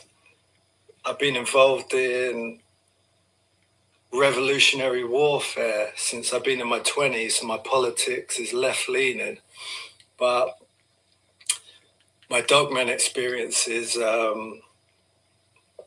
if I'm going to view it through a religious lens, then in the Tibetan Book of Living and Dying by Sogyal Rinpoche, it says that when you die, you die so physically you don't realize you've died, and the first thing that will happen is you'll be chased by demons.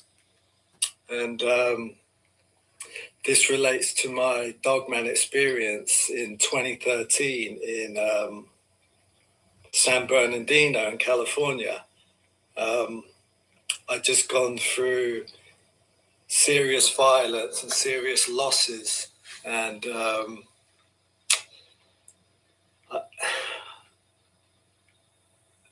I was with, it connects to Max Spears. I was with Max Spears in Texas, and then I'd gone up to California after I was with Max Spears in Texas to stay with my friend who lived in San Bernardino. And he came to pick me up in his truck. And this was probably around October 2013. He came to pick me up in his truck from the train station.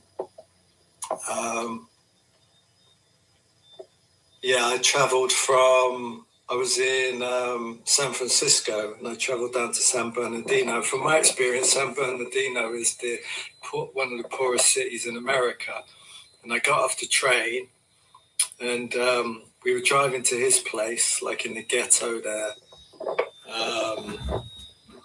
San Bernardino, and all of a sudden the streets became very quiet. And this is a busy California city, bear in mind, you know. So it was unusual that the streets were becoming quiet. And we rounded one corner, and I saw what I thought was a homeless guy with two bears on a leash. I've told this story before. It was, he had long, dark hair and sunglasses, and he had these two huge beasts on the leash on each hand. And they looked like bears. And as we drove closer towards him, he let them off the leash, and they started to chase the truck we were in on all fours. And as they got closer to the truck, they got up on two legs and started to run after the truck.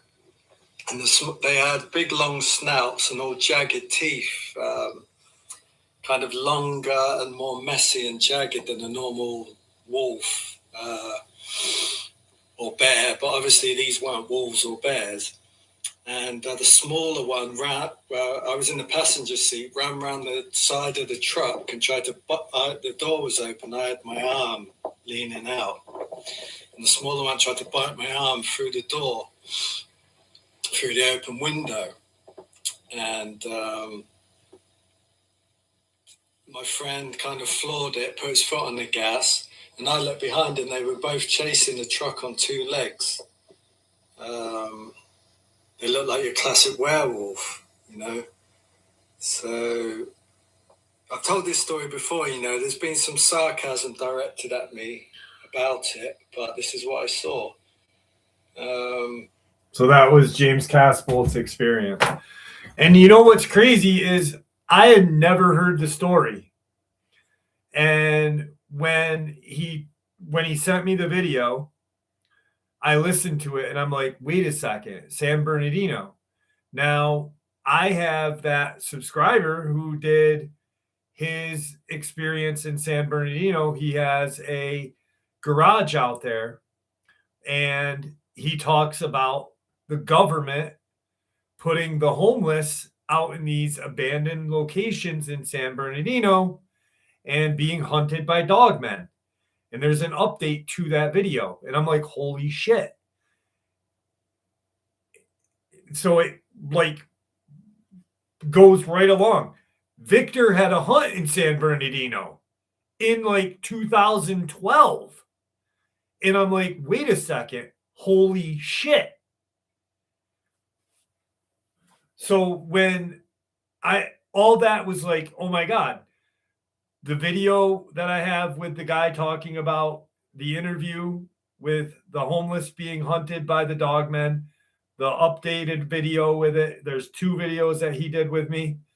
Victor's hunt in San Bernardino and now his. And I'm like, you just, holy shit.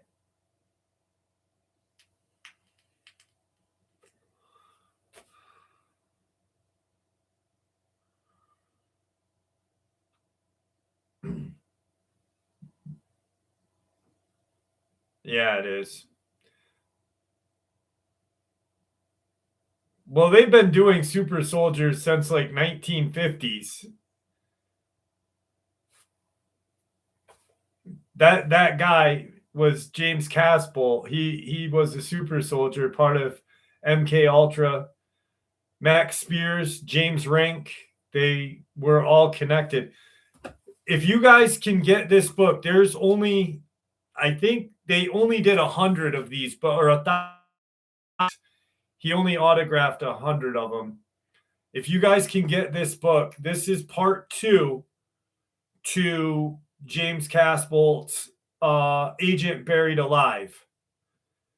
Is an amazing book. Like, there's a picture of him and Max Spears right there.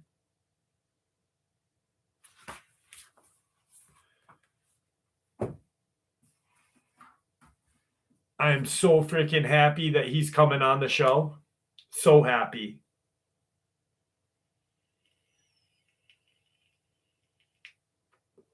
Puma Pete. I miss Puma Pete.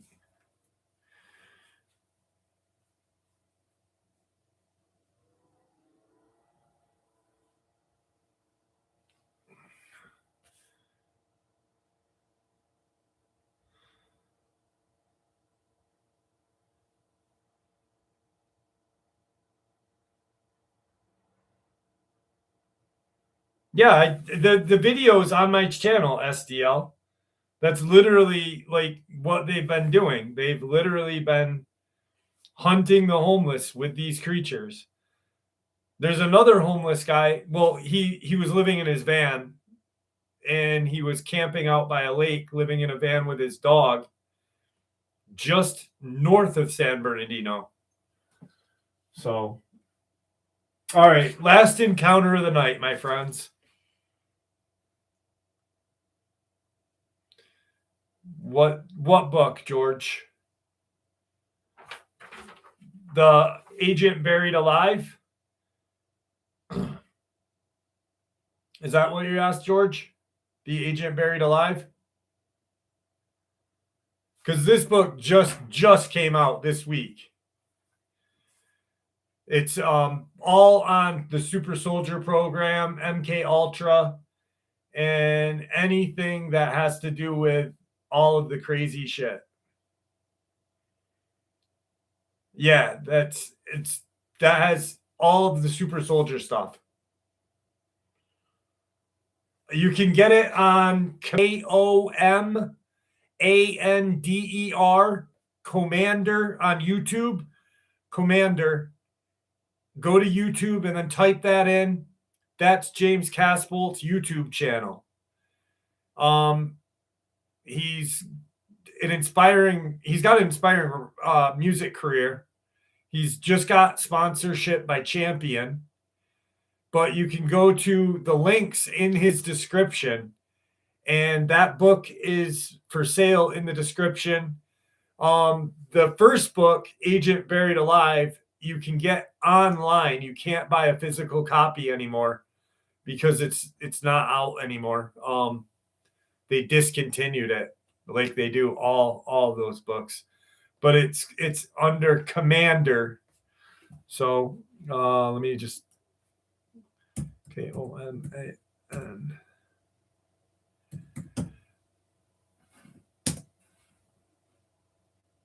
Okay, if you go to that, yeah, really freaking awesome. Really freaking awesome. I reached out to him. I couldn't believe that he responded to me, and we have a friendship forming. So I feel really blessed because I've been talking about James Casbolt for fucking years now, and for him to acknowledge me is like, holy shit. All right, last experience of the night, guys. About 6 years ago, when I was 22, I was staying the week at this rather secluded campground that my grandparents have stayed at for 20 plus years.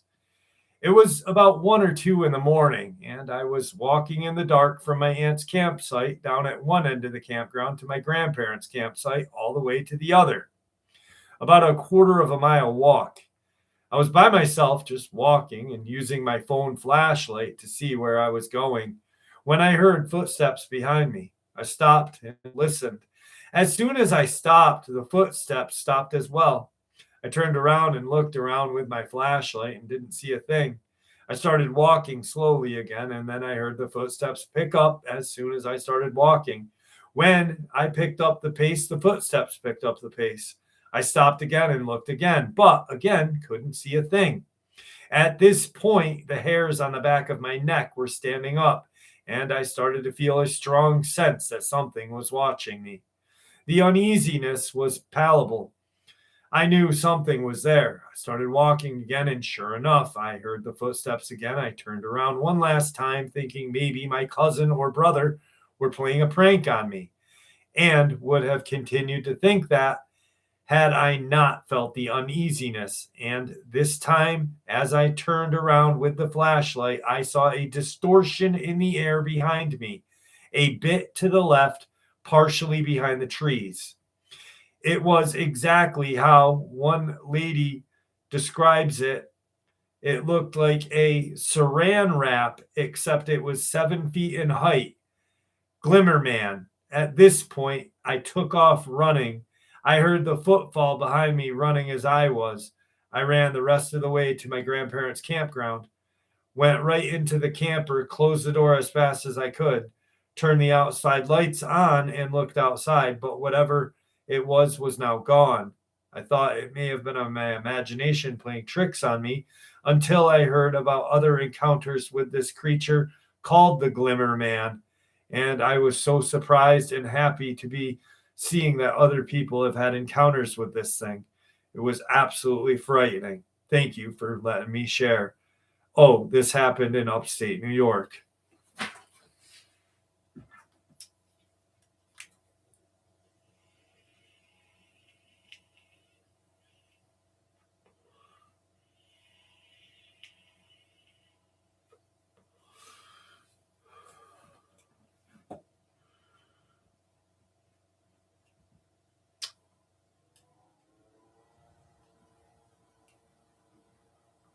All right, guys. Right in my backyard, brother. Some people say upstate New York is Western New York, but you know what I mean? Like, it's just weird. So, anyway, guys, what a freaking live stream. 3.5 hours long. So, I want to thank you guys for hanging out and having a good time. Longest live stream ever, I think. So I had fun. And at least I wasn't tired this time, right? Yeah, buddy. All right. I'll see you guys next week. Please, everyone, stay warm. If you're going outside and doing anything, stay warm. Greetings from Belgrade, Siberia. Greetings, my friend. Please, everyone, stay warm and be safe. Don't mess with the snow. I don't know. Thank you, Sully. I don't want to end it. Do you guys want me to do one more encounter? I'm fucking wide awake. I don't want to end it. Do you? I don't have to end it. One more? Maybe two? Maybe three? I've had like fucking 3 Coca-Colas. I'm fucking ready. Ready to fucking go.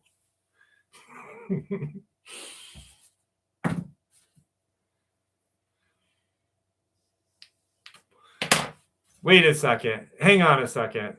Was that... Where... Was that...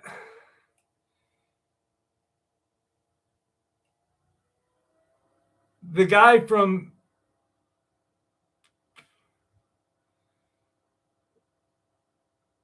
The guy from Siberia.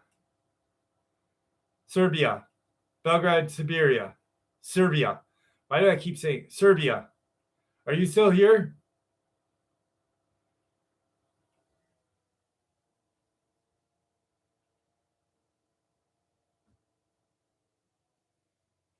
Yes. All right. Hang on 1 second.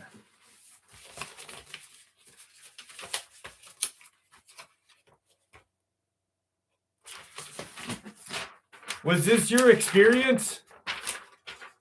Did you have an experience with a reptilian woman on a bus?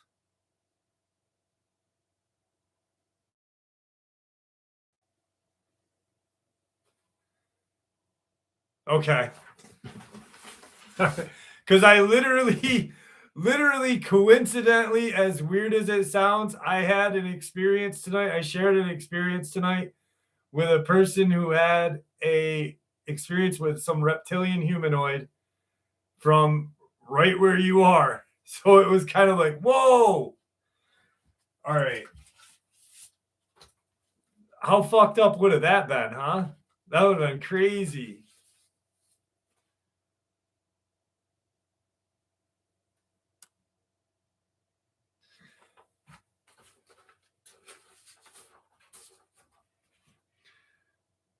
I can't quite remember when this happened to me, but I was really young, maybe 7 or 8. I don't think about it often, but every few years the memory comes back, and to this day I have no explanation for what I saw. Ben YouTube, and thank you. I was at home and my mom told me to go outside and grab something. Our house is still under construction at the time, but it was already big, with an outside kitchen connected to the main house by a small open corridor. When I opened the door to go there, I saw something. It was moving from the left side of the corridor, walking toward the outdoor bathroom. At first glance, it looked like some kind of stray animal, but something was off. It was too big to be a dog, too small to be a horse. It had the thin, malnourished body of a street dog with a caramel-colored skin or fur. But when I focused on what I was seeing, it wasn't some weird-looking dog who probably had entered the house. The head was my grandpa's, exactly like my grandfather's head, bald with wrinkles, even his glasses. But there was something weird with his eyes. They were white or gray. I don't remember hearing any sounds. I don't remember if it made a noise or if it reacted to me. But as it walked forward, it turned its neck as if it had heard me. That's when I bolted inside the house. I ran to tell my mom, but I can't remember if she believed me or just told me to pray. She's very religious. She would have entertained the idea of anything supernatural. I never saw it again. It didn't haunt me, follow me, or appear in my dreams, but that memory is burned into my brain. It didn't feel like a dream or a child's imagination. It was real. And the creepiest part, my grandpa is still alive to this day, though he is sick now, probably not anymore. Unfortunately, I can't really contact him to see if he's okay. I live in southern part of Africa, and after looking into it, I think it might have been something similar to a duppy or another spirit of African folklore.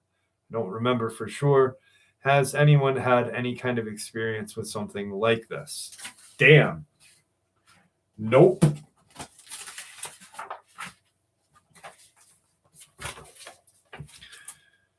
About a year ago, I was living on the East Coast, Delaware to be more specific. Having grown up in rural Indiana, I was a bit out of my element, but extremely excited to travel and broaden my horizons.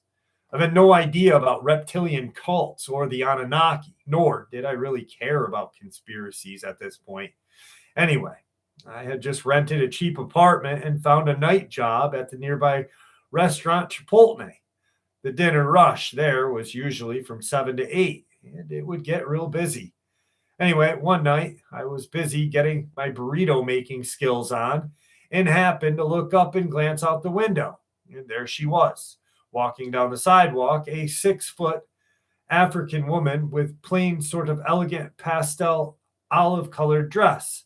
Light skinned, almost caramel. Her hair looked as if it was a wig, shoulder length and frayed at the ends, but oddly pinned exactly straight against her head, like the wind outside had no effect. Also, way too shiny to be real. Nothing too odd. You tend to see stranger things around every corner in Delaware. So I continue to make the food order I was working on when all of a sudden I'm startled to the core by a flash of light that caught me off guard. I thought a customer took a picture of me or something. I look around in a frustrated panic, as I've never been very photographic, nor did I want my photo taken by a stranger. But to my surprise, no one was even paying attention to me.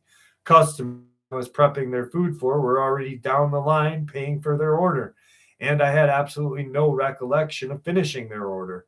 I stood there for a moment, trying to recollect myself. Did I just lose time? Was I really just not paying attention? Oh, thank you, Sonia. Was I really not just paying attention? Is there something wrong with my short-term memory? Did anyone else see that flashing light? What the fuck? My managers abruptly snapped me out of my crisis like a panic by asking me to grab steak from the walk-in. I do as instructed, and as I'm heading back up to the front of the store, I see the tall lady I noticed a few moments before making her way in the door. There was something off about her. I couldn't put my finger on it. Seeing her closer definitely changed her appearance. I hadn't noticed before, but she was ripped, the kind of built that doesn't look right on a woman. I mean, muscular as can be. The skin on her face looked rough, dry, and sort of bumpy, but it wasn't acne. Her face was elongated. Her jawline was fine and chiseled downward. At this point, I came to my own conclusion that maybe she loves the gym and that I was judging her appearance harshly when I have no position to myself above others. I smile and greet her by asking how she was. This is when she turned toward me and looked up. An unfamiliar yet comfortable buzzing began all around me, like cicadas buzzing in the fall. This experience would change my perspective on anything I thought I knew. Black eyes. I swear on everything.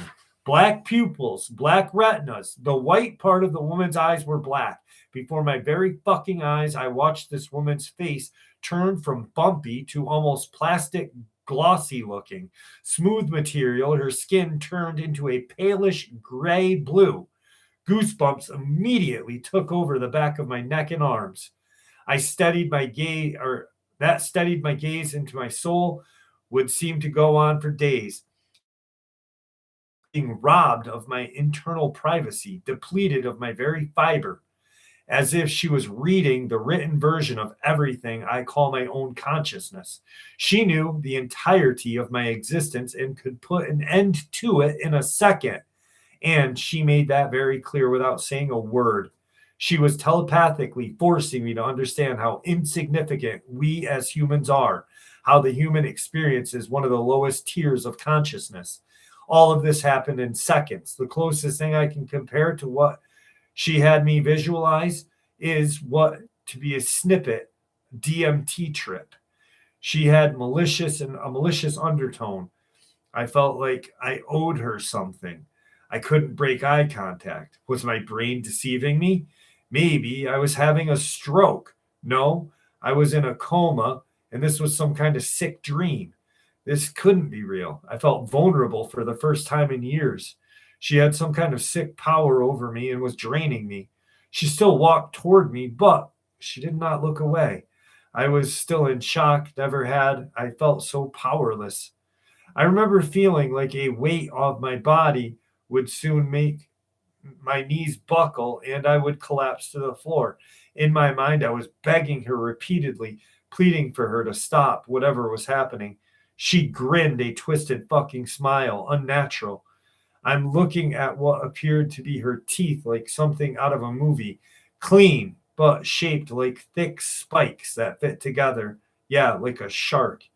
She stopped to stand directly in front of me and tilted her head to the right, my left, in an innocent way, and her pupils shrank back down right in front of me. She suddenly morphed back into the thing she was prior.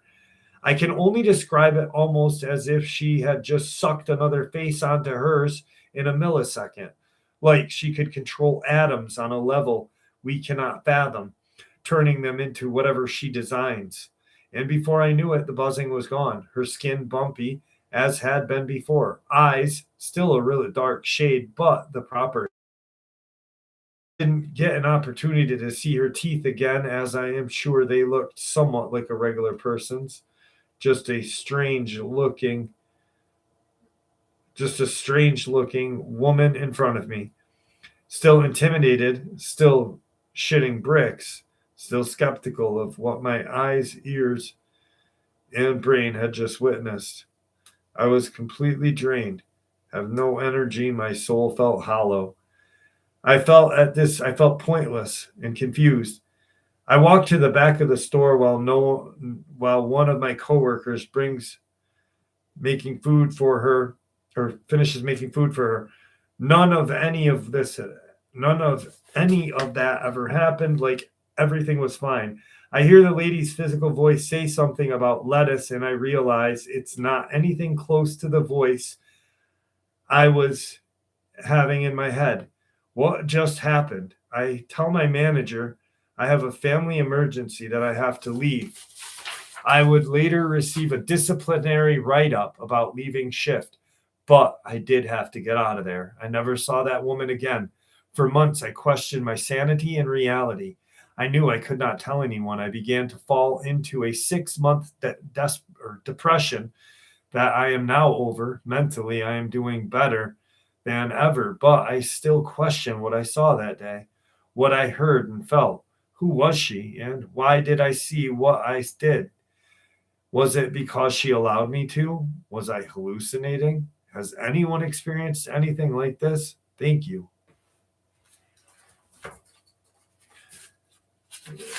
Black-eyed reptilian woman. Yee.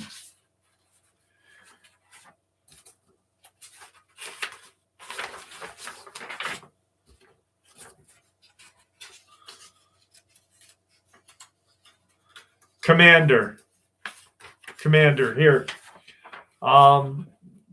Wash and wear. I'm going to put it in right now.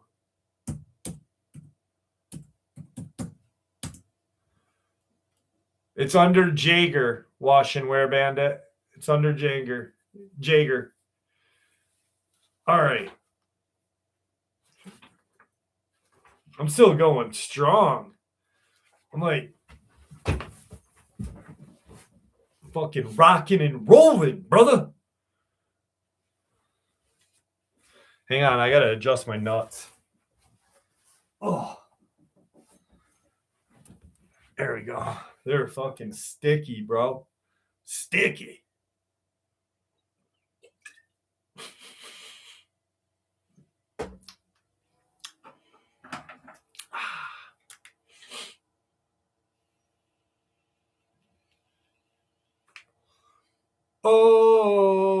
Oh, hanging tough. Are you tough enough? Forget the Super Bowl. Who needs the Super Bowl? Do people really watch that still? I don't. I'll watch baseball, but I won't watch Super Bowl. Ugh, I hate football. I don't know why. Never was into it. Never, ever. I'd like to watch a goddamn cricket match than football. Fuck football. Let's watch cricket, mate.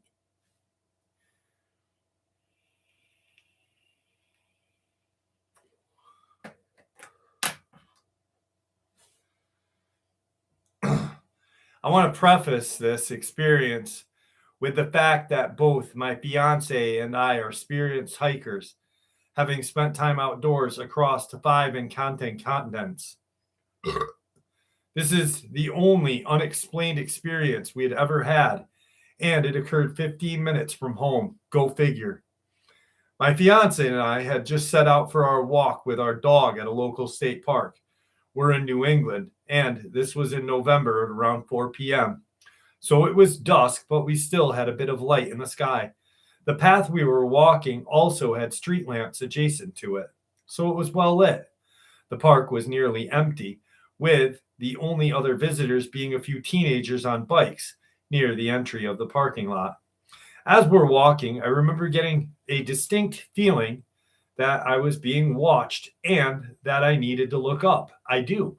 And see movement about 30 feet in front of us between two tall trees. It was a shapeless white mass hovering about 4 to 5 feet off the ground. It was almost shimmering white, looking similar to a sensor bar you would see over a TV show. I pointed this out to my fiance, who immediately saw it as well.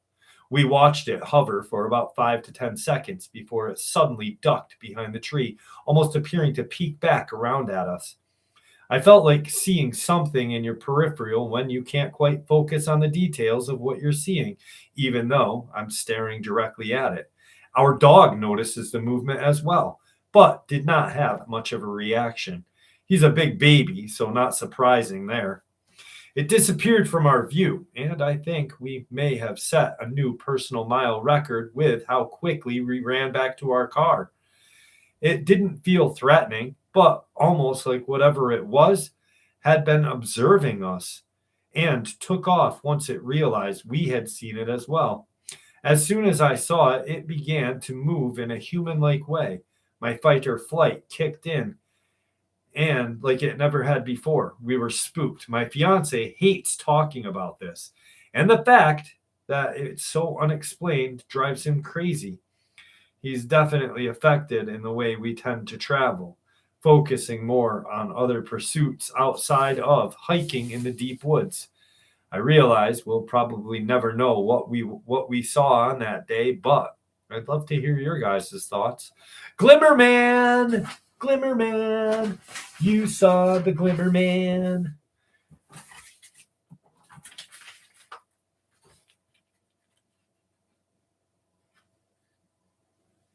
Who's still in here? Sonia's here. Sully is here. Andy Davis is back, buddy. How are you? Are you all right? DB Mac is still with us. Andy Davis, are you okay, bud?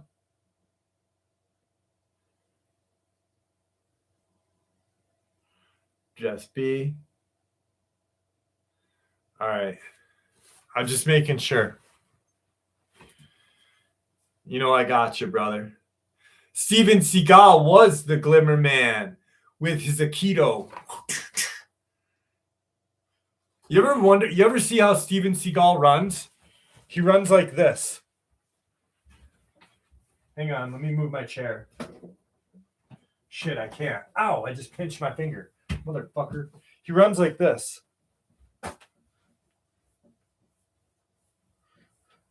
That's how Steven Seagal runs.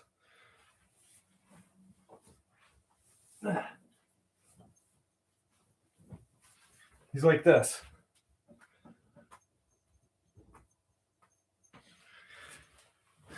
he flaps his arms like he's fucking flying sideways.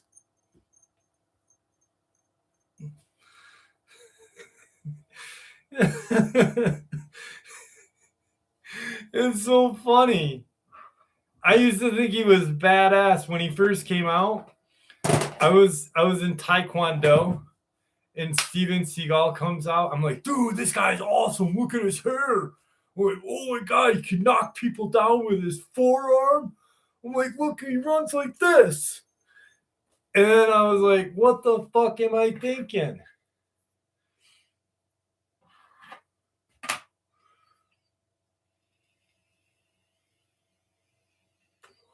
You know who runs like him? You know who I noticed runs like him? There's a TV show called Tracker with, what the fuck is that dude's name? Justin something? Tracker? Anyway, he runs the same way. So weird. Well, Andy, I took Taekwondo for 4 years, and I wrestled from Pee-wee to 10th, 11th grade, 11 years. So, yeah, I didn't need judo. I had basic Greco-Roman and Atwa wrestling, and then Taekwondo.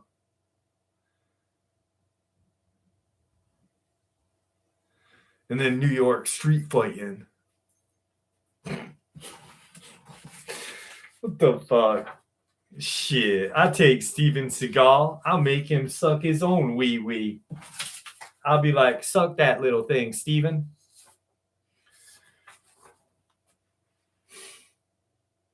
Fuck. I used to hate bringing up old paranormal encounters I had when I was a kid. I was known as the brave, stoic, rational one. But obviously, being a kid, I was a complete opposite. I was a teenager when this happened, 14 to be exact. I was a very skeptical and hated these topics, but I'm dragging on, so I'll start sharing what exactly happened. I used to have a bunch of paranormal encounters when I was younger. Nothing crazy, a shadow here, things moving there. So I wasn't new to this. But one night, one I definitely couldn't shake was when I was getting ready for bed. I used to sleep on a bunk bed with my brother being on the bottom bunk. I never complained because I would love to look out the window that practically encased my whole bunk. We had curtains, but I would put them in a way that the frame would hold the curtains open, just enough that my eyes could see outside. It was around tape, so I decided to get comfortable at least, and in doing so, I woke myself up some more. This seems like a way to extend and drag on, but I want to emphasize that yes, I was tired, but I wasn't asleep. I laid back down, again, watching until I got sleepy again. When I saw out the window a shadow. At first, I didn't think much of it, trying to rationalize it as my peripheral vision or the curtain swaying.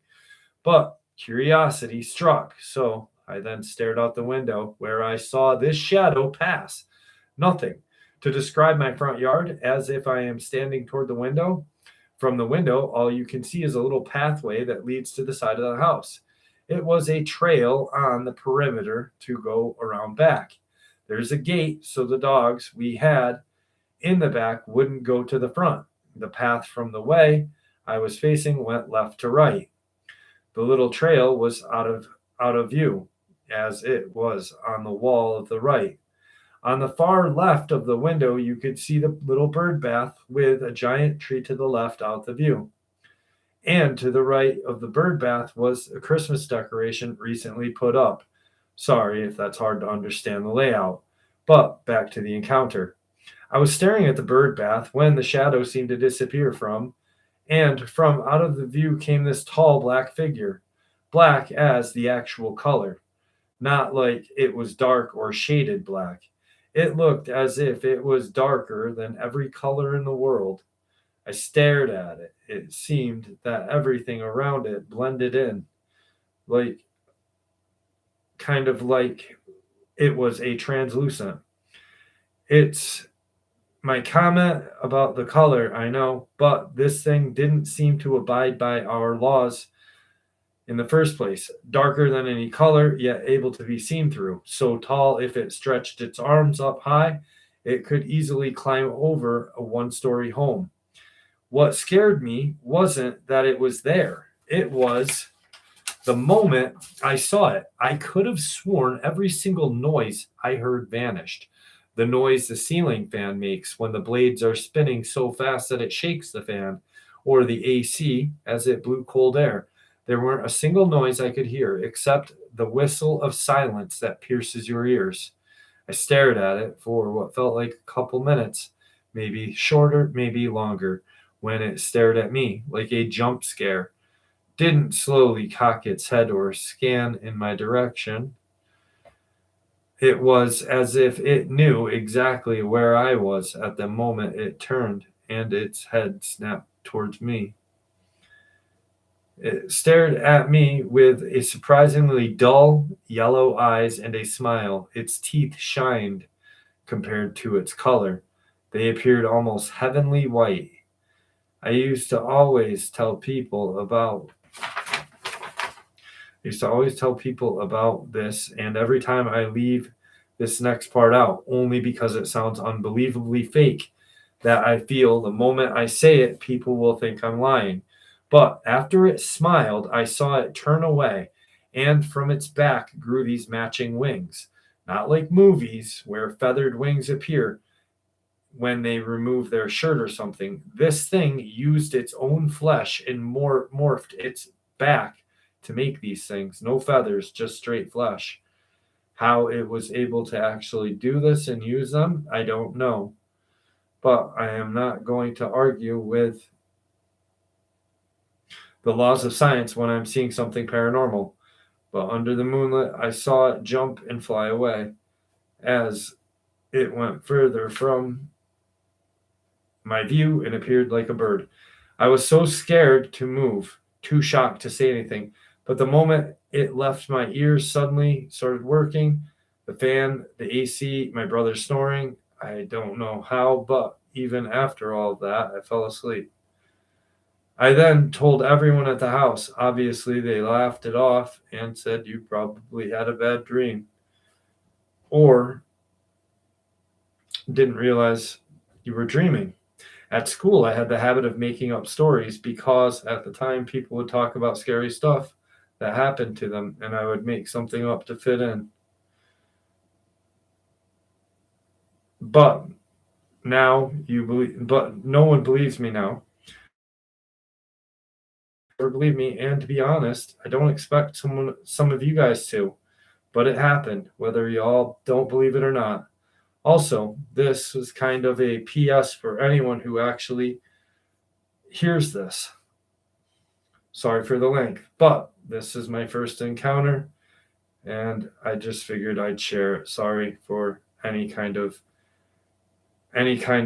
mistakes in the writing or grammar. Thank you. All right. I think that'll be the last experience. My eyes are getting to that point now, guys. My eyes are getting to that point.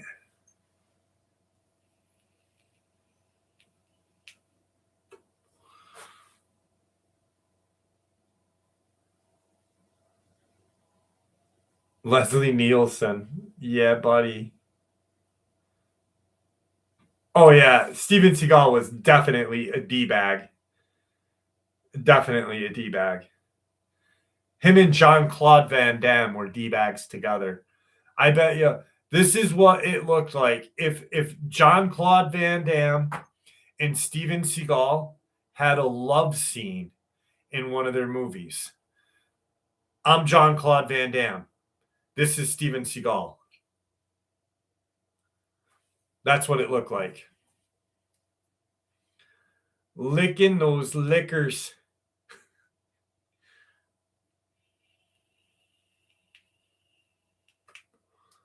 He was licking his B-bag.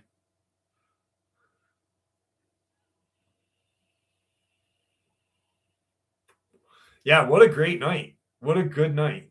I'm so happy. Sean McCabe, thank you, brother. Thank you. Guys, I had so much fun tonight. I haven't had this much fun in a fucking long time. Good night, Gavin. Have a good night. He ain't, Steven Seagal ain't gay, but $20 is $20, especially when his career is not that good anymore. 59. That's what they wanted you to think. That's what they wanted you to think.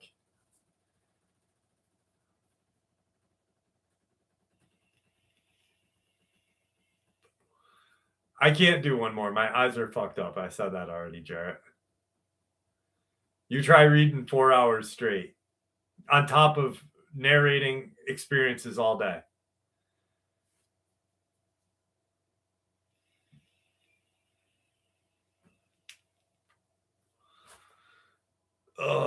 And getting up literally 20 hours ago.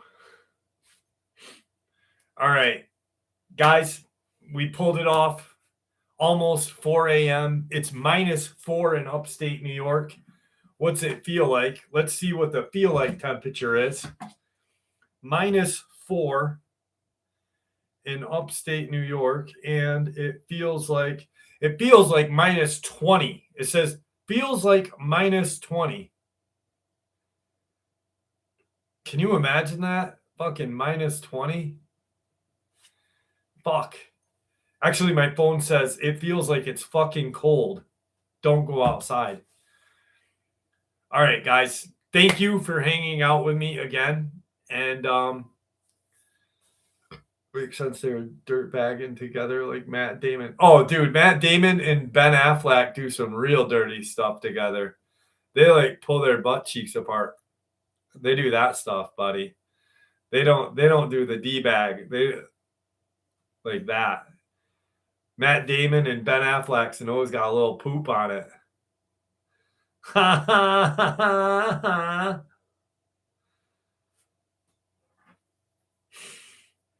Every once in a while, one of them farts to keep the nose warm.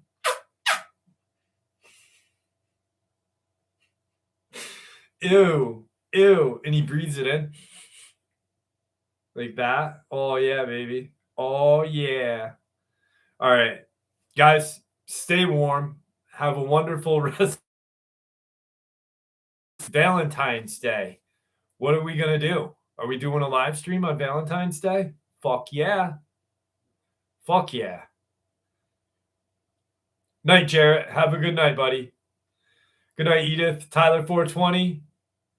SDL. Been YouTubing. Sonia. Samara. DB. Mac. Sully. Andy. Love you, brother. I hope you're doing well. Sorry for your loss. Alfie. Stay safe. Don't let your meat loaf. And find a Valentine's Day for next week. Find a Valentine. Bring them to the show. Instead of having 200, let's get 400. Double it up. Double it up. Let's double it up. I'm not going to have a Valentine. Damn, come on. Bring one, bring all. All right. Love you guys. Have a good night. Thank you for hanging out with me. Peace be with you.